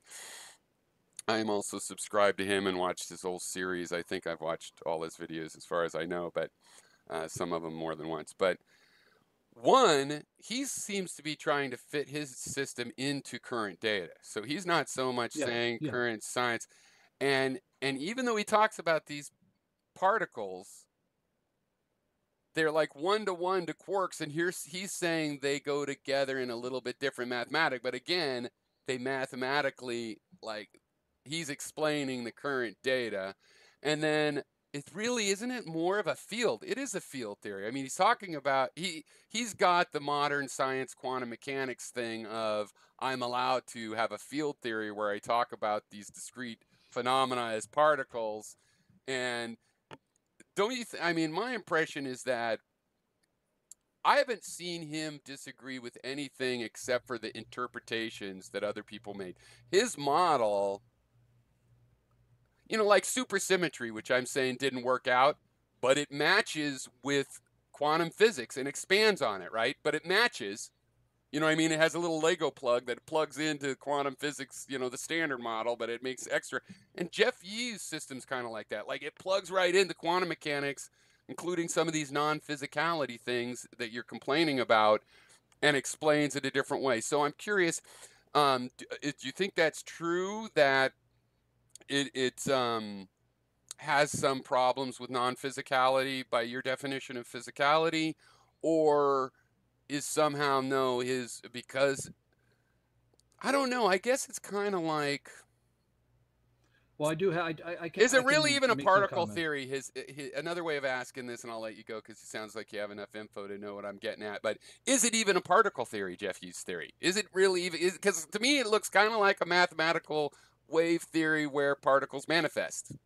No, it is a particle theory, and you have a bunch of stuff that you're saying about it, and see if I can address some of them. First of all, I did say that he did give a talk. I urged him to do a talk on our Saturday morning. There's a talk today. Every Saturday morning there is a talk. He gave a Saturday morning talk that we do worldwide from the CMPS. And Oh, I asked him, I watched it, and I came in. I didn't have a lot of time, but I came in and I asked him exactly one of those questions that you sort of mentioned: is why are you copying quarks and all those things when lots of us say we have to throw them out? Why are you using those names? A neutrino, we know for sure, was invented, at least those people who study it. And he said something very interesting. He says, you know, I have a model. I see what the data they're doing. I call those things because they have terminology, but they're sometimes very different from they're saying. So that sort of answers part of your question of, mm-hmm. well, he's sort of copying it, and then but it's different. How does that all fit together? So what he claims and he says is that he is inspired by the names, just like we on our desktops. We computer geeks didn't put a recycle button or some we put a physically looking trash can there. Why? I mean, we're not throwing anything physically away. We're basically moving something on a desktop to say that we're going to delete it. But we have this tendency, even in architecture, the Pantheon, the Parthenon or the Pantheon, the Parthenon, in You did that, and it's like I couldn't figure. Well, wait, it's the Pantheon. You know, yeah, the sorry, Parthenon. Is that right? I studied. I studied architecture. Is a beautiful example of how to mimic wood and Here. stone. Yet we have all these. We want to in life say that we're not basing what we're doing on what came before, and you know what is considered to be the one of the quintessential stone buildings of all time is actually modeled after wood stuff. And so when he uses those particles, he's using the terminology, and he's quite clear. He says, no, this isn't the neutrino of old. These aren't the quarks of old. I was inspired by that. But he's not denying any of this data. None of the double slit or the Higgs. He's explaining all that. Yeah, he's trying to explain it in a simpler system. Now, when you are talking about the other thing, which is interesting, is you're saying, wait, it looks very mathematical, doesn't look real. No, what he's doing. Well, I love it. I love it. Don't get me wrong. I'm saying it has all the characteristics of a mainstream quantum theory that you would reject. That's what I was saying. Yeah, well, no, I wouldn't know. It really would. That stuff would fit in with a lot of what the string theorist kind of stuff, you Absolutely. know what I mean? Also because it's beautiful. Theory, well, no, in the sense that there's a mathematical beauty, and a lot of the stuff that you're saying leads to the corruption of modern science right. is what in I'm his theory where it's pretty and, you know, I don't know.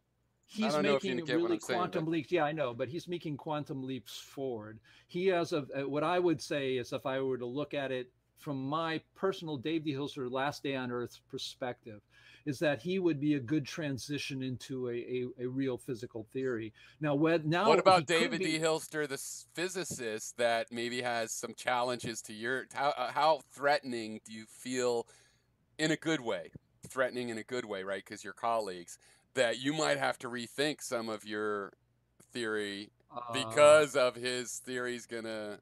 Do you have any? I would steal stuff from him. Right. In fact, my dad and I are looking to steal his subatomic setups, right. So that when we you think they're compatible ultimately, your theory and his theory? No, it's inspirational. Right. Is it compatible? No, but where do you see the conflict? Where is your system going to come in conflict with Jeff Hughes' system? And I don't mean again your colleagues, but I mean in terms of not disagreeing about reality, say?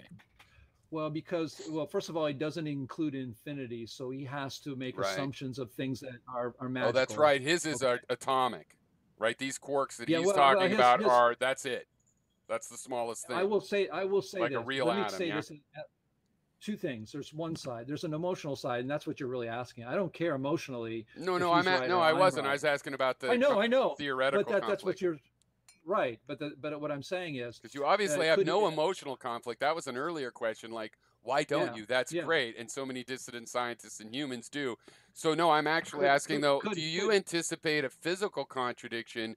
Because you obviously actually respect, you're not just respecting him as his right to have a theory. You actually think his No, theory is really, it's got some cool it's things good. going. Oh yeah, And it absolutely. conflicts with yours in certain ways, and you can borrow Yeah. other things. But do you imagine there might be a conflict? Because either one of you could turn out right, or somebody else could turn out right. So I mean, Well, we know I'm not trying to my make dad and I. drama. I'm just Sure, saying, where do you sure, think sure. it comes? Because to me, I mean, I could see both. I could see how it's compatible, and he's got some particles that fit in with lower levels of your system's particles. But I also see, like you said, I hadn't thought about it, but yeah, he's got an atomic lowest level, and you have an infinitely low levels. Right. Now, let me tell you one of the answers I have for your audience. I think that's very interesting. And I've made this point many, many times. And this has to do with I have a lecture on our website from our 2010 or something around that. Don't quote me on all that. 2013 called When Everybody Agrees. I can't think of the word. Consensus. Consensus. Right. We got it at the same Consensus time. in science. Do we have consensus in computer science? No. Do we have consensus in the way we build cars? No. Do we have a consensus on how we bring what we call quote unquote energy systems to our world so that we can be better? No. Do we have a consensus on what's the best phone? No. Do we have a consensus about the best operating systems for computers? No. Now, why is it that we have to have consensus with the models that we have for the universe? Why isn't it we don't have it and we're totally fine with it? But then when it comes to physics, we're somehow not fine with it. For instance, we have electrical engineering. Isn't that a part of physics? Yes, it is. Don't they have their set of equations that they use? And those equations are very specific to electrical engineering and work for it. And if you ask any electrical engineer, they're going to admit that this is just a system. It works really well. And therefore, we use it. Are they wrong? Is that system wrong?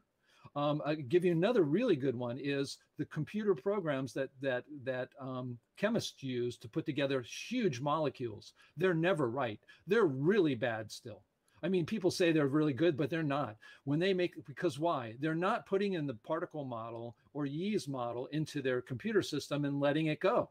They're making rules of thumb that when they put these things together, they try to guess it. The way we know, at least in our model, why molecules stay together, it's really complex. I mean, and you're talking about being easy to understand. Our model is easy to understand, but to model it and then to see what the results of the atomic structure, it is really hard. In fact, the people who are well, doing we're certainly the best at any point where any system that's going to work is going to be computationally difficult. We really want a simple system conceptually, and we can't expect it to be as simple as Newtonian math. I mean, not that Newtonian's easy either. If you have a 5-body gravitational problem, you're already into the holy shit, we need a bigger computer area. So, yeah, but I mean, you can't. But so really, any system is going to be computationally complex. Yeah. So here's what I'm saying. In the end, Jeff Yee's model may be used for certain things and works very well.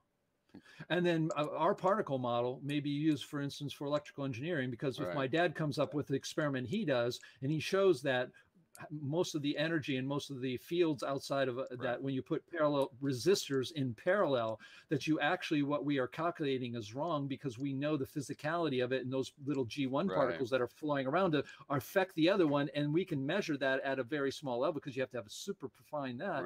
Well, we'll find that the particle model is going to be good for making faster than light communications, whereas Jeff Yee's model may not do that, but maybe his model is going to be better for the chemistries. So this is kind of like analogous to relativity and quantum mechanics, not the theories, but that they're like, geez, let's just cover different areas for now, and we know in the future will have to be unified, right, at some future. But in the meanwhile, probably as you develop your theories, you're focusing a little bit on different phenomena and might turn out.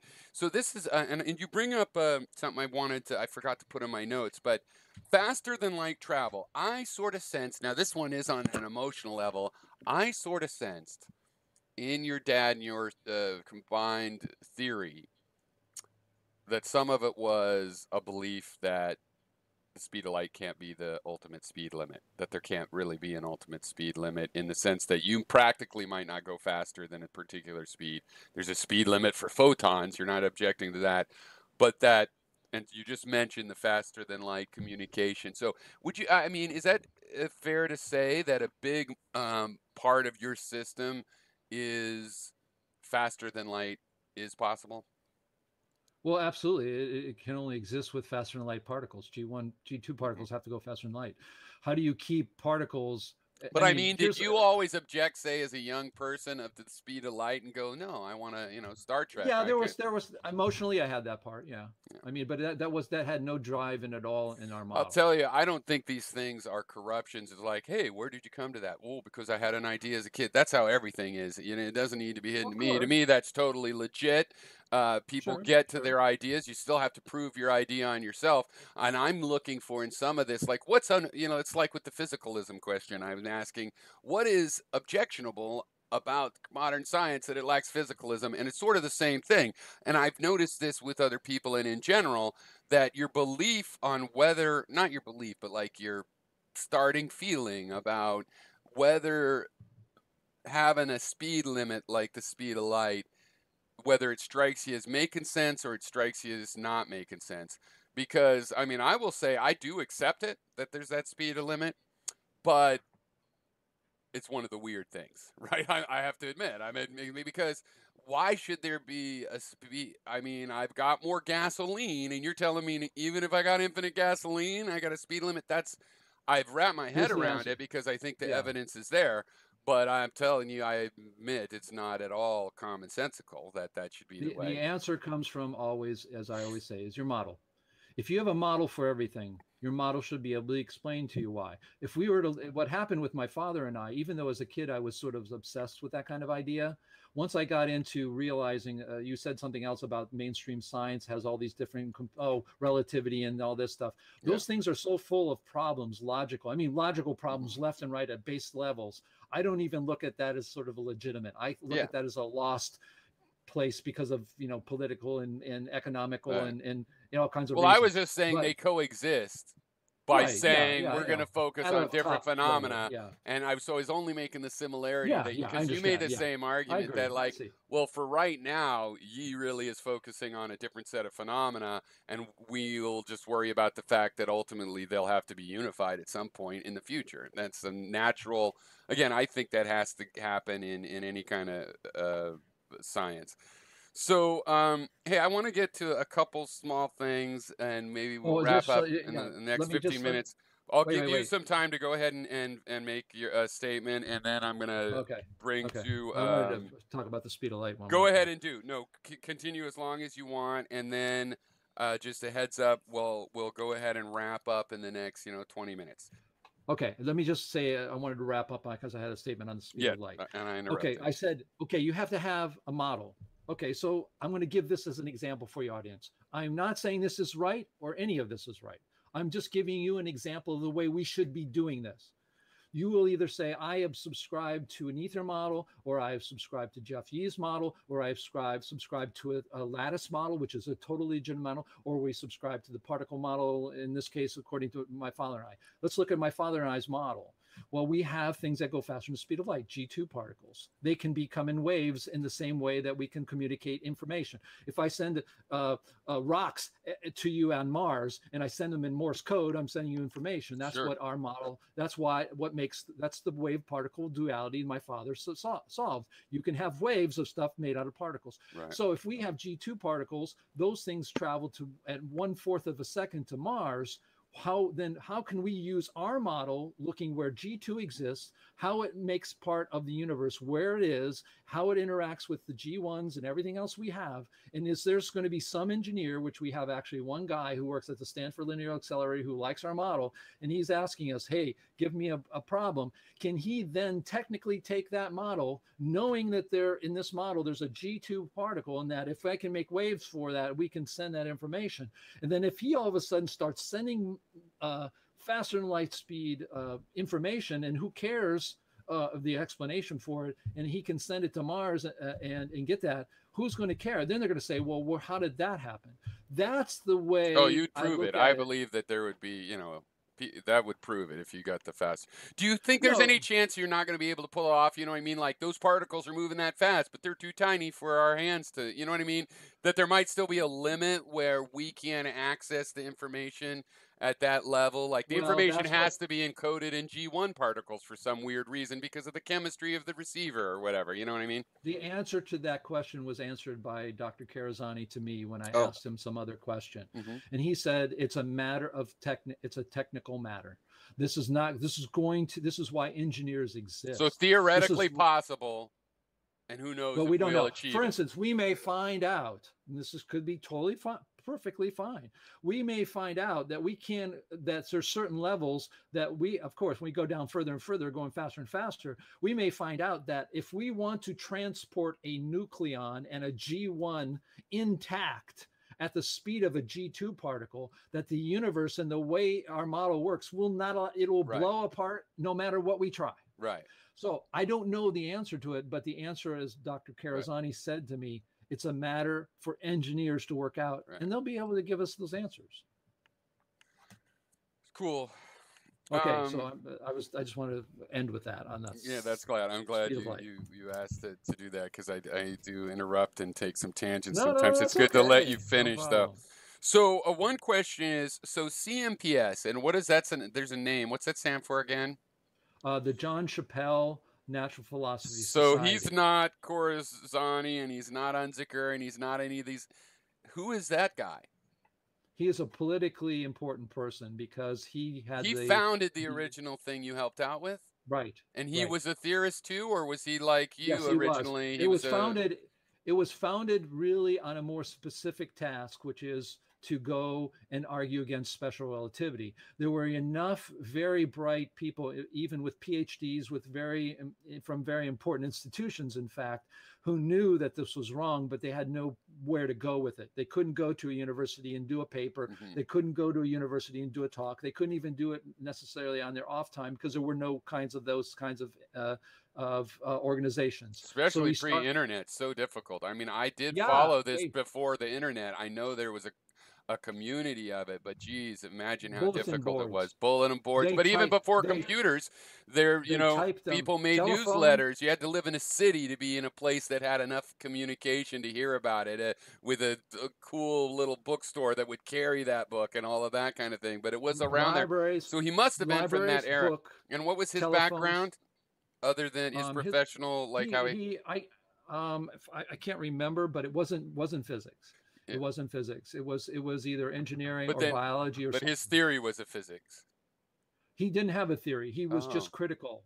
He was very critical of special relativity. I see. And so what he was using his logical critical skills to see that there was too many illogical things with it, and then he started gathering people around it. And like anybody today on the internet, I can fix something that 40 years ago I could never fix, and I would have been paid a lot of money to do that by going and watching someone else do it, having a logical mind, and becoming an expert. You can become an expert at anything. You don't have to go to universities anymore. You can learn more stuff on the internet than you can. You can probably end up learning how to do surgery. And so that organization existed, and you helped with it. And you seem really respectful of like the name and stuff, that let's keep that. We don't need to rename it Dissident Woke Science. There's some political reason why that is, and I'll tell you why. In 2013, well, it's good to have a tradition. You got something 20, 30 years old. Sure. Why not carry it on? I think. But it wasn't. Well, continuity is a part of science, and you guys are dissident scientists, and so to a certain degree, you embrace. Like like science, for whatever its flaws you might have, it doesn't deny they all believed in phlogiston at one point. You know what I mean? They admit Sure, we went sure, through this sure, sure. thing, and how do we do Of that? course, Because we have the of Royal course. Academy when we all said Sure. we agreed with something that was proved false, and that, so it's like, but also it's part of your character. I think that you seem to Well, no, you that's true, respect but human beings. I think I it's respect funny to people, and me I how don't much care you what their title is. angry at scientists, because obviously in general you are very, I would say, open to other people's humanity or whatever, that other people are coming from where they're coming from, and kind of I'm in a angry good at way. that the point that no one's going after it. That's Yeah, why. no, I And can that's see why that. that's the artist part. And I would say the other thing is the reason we actually have his name into it is partly of obviously respect, absolutely, but it's also part political, because we had a hostile takeover of our group, Right. and they actually we weren't paying attention to the charter, Yeah. and they actually could do what they were doing and not listen to any of the members. So 98% of us left and started, and In we a few wanted to make months. sure, Yeah. because they kept the name and Yeah. they kept the name that we had. So for us to make sure we were still tied to this NPA, we literally put the name of the founder into our name, so there would be no denying about what Oh, that I group see. was. Is that part of the Because thing? otherwise, you go to the internet and find Yeah. World NPA, and this Yeah. guy who took it over actually fooled people for 1 year. They went to the meeting, says, "Where is everybody?" Until they found out that Yeah. the guy was actually. So Man, I've that's one seen of the reasons. organizational things like that happen. And actually, I'm interested that we'll leave that for another one though, because that could be a whole nother can of worms. So, Oh so a yeah, couple more things. One, I'm just this is going to be annoying if you haven't heard of him, but it won't take long. But a couple people online. Do you know who Bill Gates is? I think, or Bill Geet. absolutely. So, what do you think of I've him? His communicated with him. rope theory. What do you think of him? He's the guy I've been watching for like I am 6 years. I totally love him, and the reason is because he is a independent thinker. I don't care what he even thinks about me or anybody else, but he's out there challenging the mainstream, challenging ideas. Every time I watch, and this is one of the things you learn, and this is why I'm so acceptive, because the most crazy theory that you would just never agree to if you put a gun to your head, those people will always inspire you to think of the universe in a different way that will be that you would never get any other way. Yeah. So I enjoy his stuff. I like his delivery because he's cantankerous. Yeah. That's probably why I watch him. Yeah, and I watch him, so His I theory go, isn't what's he so going to bad, say? but I find it a little No, indistinct. But yeah, he has but I this don't look at it history for of that he was theory. like a Yeah. CIA informant from Cuba type thing or something. I forget what it is. He has this whole history. It's like right on the Wikipedia. Oh, Is it? John Yeah. Chappelle had that actually too. When Oh, I met him really? for the first time in 1996, he said that the FBI was monitoring him, and I said, "Nah, come on, you're No, I mean paranoid." Bill Gates worked for. I know, Yeah, but I'm yeah, just saying that yeah. these people. Oh, So we yeah. do No, get there's a people who lot of are link ups. conspiratorial. Yeah. But he used to look into That's going to be Reagan's my last compound question, which I figure would yeah, be a good thing. Not sure. a finishing point, but you can tell me some of this. But a couple more. Now, there's this guy, Nick Harvey. I think his channel now is called was called An Artist Theory of Time and Space. Last I saw, I think he's going like as a dyslexic artist theory of time and space. I don't suppose you've heard of his. I've not heard of it. I might send you a link. It's a Okay. beautiful theory. Again, I think it's trying to be pretty. It's about how time is really just a phenomena of. Well, I'll try to remember to send you a link because I'd love your feedback on it, on whether it's a physicalist theory or not. Sure, It's kind of sure. about time is the relationship between a photon and electron. But anyway, let's see who else. Well, I know you know draft science. Yeah, sure. I mean, he has his own theory. I think he's it's great to have him out there and doing stuff. I think unfortunately his delivery is not going to help him. I'm not criticizing him. I applaud anybody, even if I think their delivery, the way they deliver things, is sometimes, I would say, unfortunately not socially acceptable. Yeah. But he has the absolute right to do what he does. He has his own theory. I've looked at it.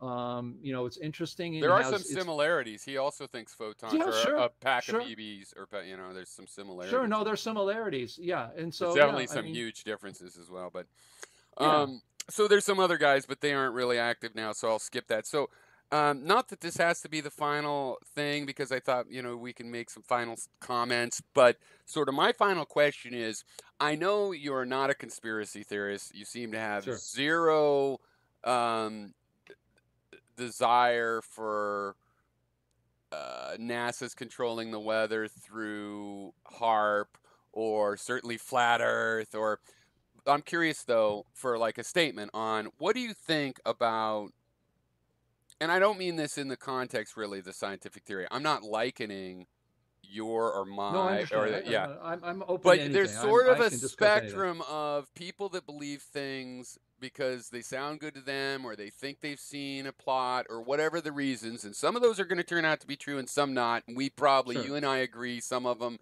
not, like flat Earth. What do you think of this on the scientific level of these conspiracies, not about, lizards running the Earth, but sort of, I mean, like the flat Earth is a scientific theory, scientific style / conspiracy theory, that the USGS is hiding, volcanic activity, and that NASA's running, weather control.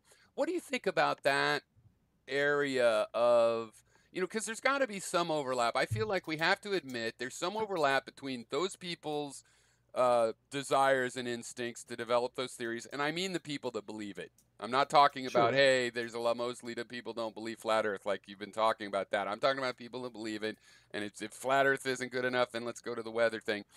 There's something similar in those people's desire to understand the universe to with an academic scientist, even if not your view of an academic scientist, but if the academic scientists were the pure of heart version. And there's something similar in this triangle over in your pure of heart, the dissident scientist.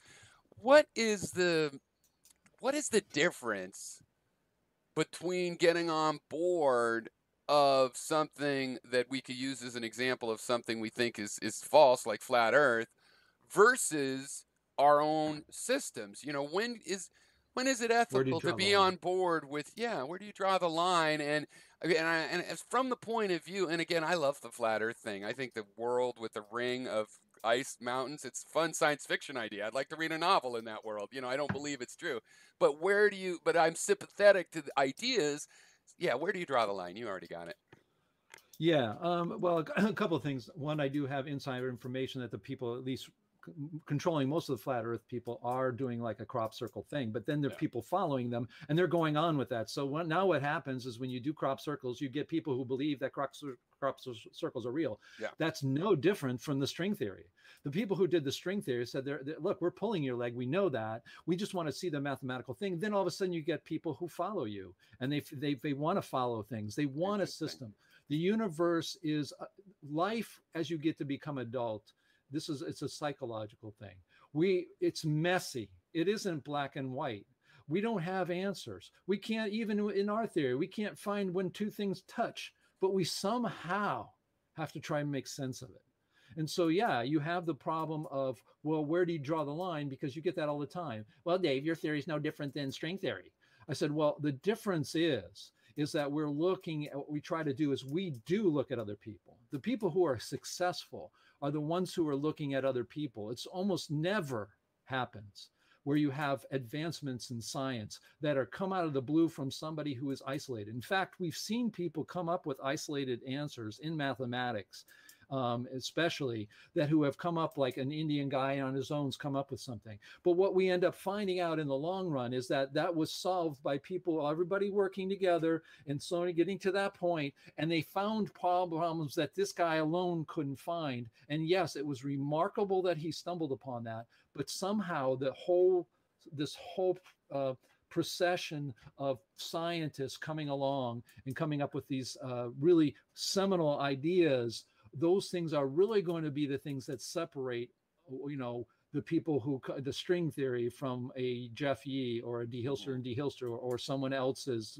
Bill Gates. And I'm not to say it could turn out 20, 30 years from now that the prevailing model will be Jeff Yee's model. It could be prevailing that, everything that my father and I are doing is going to be just thrown away. No, nothing will happen to it. Or it could be the prevailing, we don't know. But what I do recommend to everybody, in my last sort of summing it up, Hmm. The reason I think it's super important, why the CMPS is the best organization on the planet for science, is because we get together. No matter how bad, how many conflicts, like you say, that I have with Jeff Yee, I still sit down and look at his system. I look at it and said, this guy's spending a lot of time. He isn't a person that's demented in some way. I really think that he's got some really good ideas. I am not going to poo-poo that idea because he could be right and I I could think be he's wrong. onto something. Well, he's onto something, yeah. But the question And I think is it's actually in the lattice direction. I mean, yeah, it could be, but it could be that the only thing that comes out of it maybe is something else, like his subatomic theory. right. Maybe that part of it's going to be Well, the see, part. here's where I'm more forgiving of all of it, because like string theory, I think a lot of mathematical approaches to complex math, they did some interesting stuff, and like that's not going to die, even though. Hey, I guess one final thing. You ever heard of, the guy that made Mathematica, and he has a new kind of science, and that's a very lattice. He thinks the universe is cellular automata, so it's kind of a lattice theory. Anyway, we'll discuss that in the next time maybe. No, I think Anyway, lattice theories are really interesting, and that's one of the three. We really have ether models, particle models, lattice models, yeah. and we have basically the old-fashioned mathematical action. I At a think that distance spectrum model. is going on in academic physics as well when you look inside and not the science press. A lot of what you guys complain about science, I sometimes think it's the Neil deGrasse Tyson, it's the science press, that because inside I think they're a lot more honest about it. We don't know and whatnot. Read But this book and you will change your mind. Read this okay. book. Since you said it one more time. No, I think I might read that book. So I'll try to get around to it. Anyway, thanks for your time, David. I thought it's been great. I No, would love to thank talk you so again, much. maybe in a few 6 months or 3 months or something. And Sure. I'm sure stuff will come up because I am a regular viewer of yours and your dad and Jeff Yee, and I Yeah, think a lot of great. people, Absolutely. pretty much the people that you recommend, if they make YouTube channels, I'll watch them. I think you were telling No, one of well, them. thank Who were you. you telling? You were telling one of them, There, Unziger. You were saying, get a YouTube channel. Or he has one. yeah. No, he Well, we have doesn't. Nick of Time too. Those people who are really into Nick of relativity and Time. time. I remember Nick of that Time one. is Has he been making video? oh yeah, he's got Maybe 66 videos now. maybe I didn't subscribe because I remember that one. But anyway, I He's not going to appreciate. win awards. He's not going to win a production awards, Yeah. but it's Well. very interesting stuff. He's got one video that's got 2,000 hits already. So Yeah. So anyway, it's on the thanks for all that. yeah. I appreciate it. I think Well, you're welcome. Thank you for inviting me. you're definitely helpful to the whole idea of having a movement of Let's go. that we're all involved with science, and that nobody's really, that it is a thing for everybody, is part of the message I Absolutely. take from whatever turns out to be right or not. I do think everybody should think about it, and there's a lot of lack of interpretation and philosophy in physics as it's Absolutely. known. So even if you accept it, you need to go in there and decide whether it's multi-universes or not. And in Right. your case, it's like, yeah, it's not, it's this totally, yeah.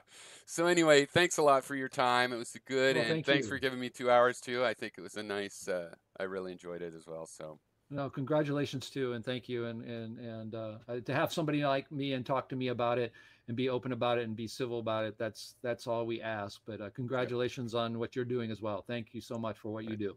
All right, thanks. Thanks, David. Talk to you later. See you around the Okay. internets.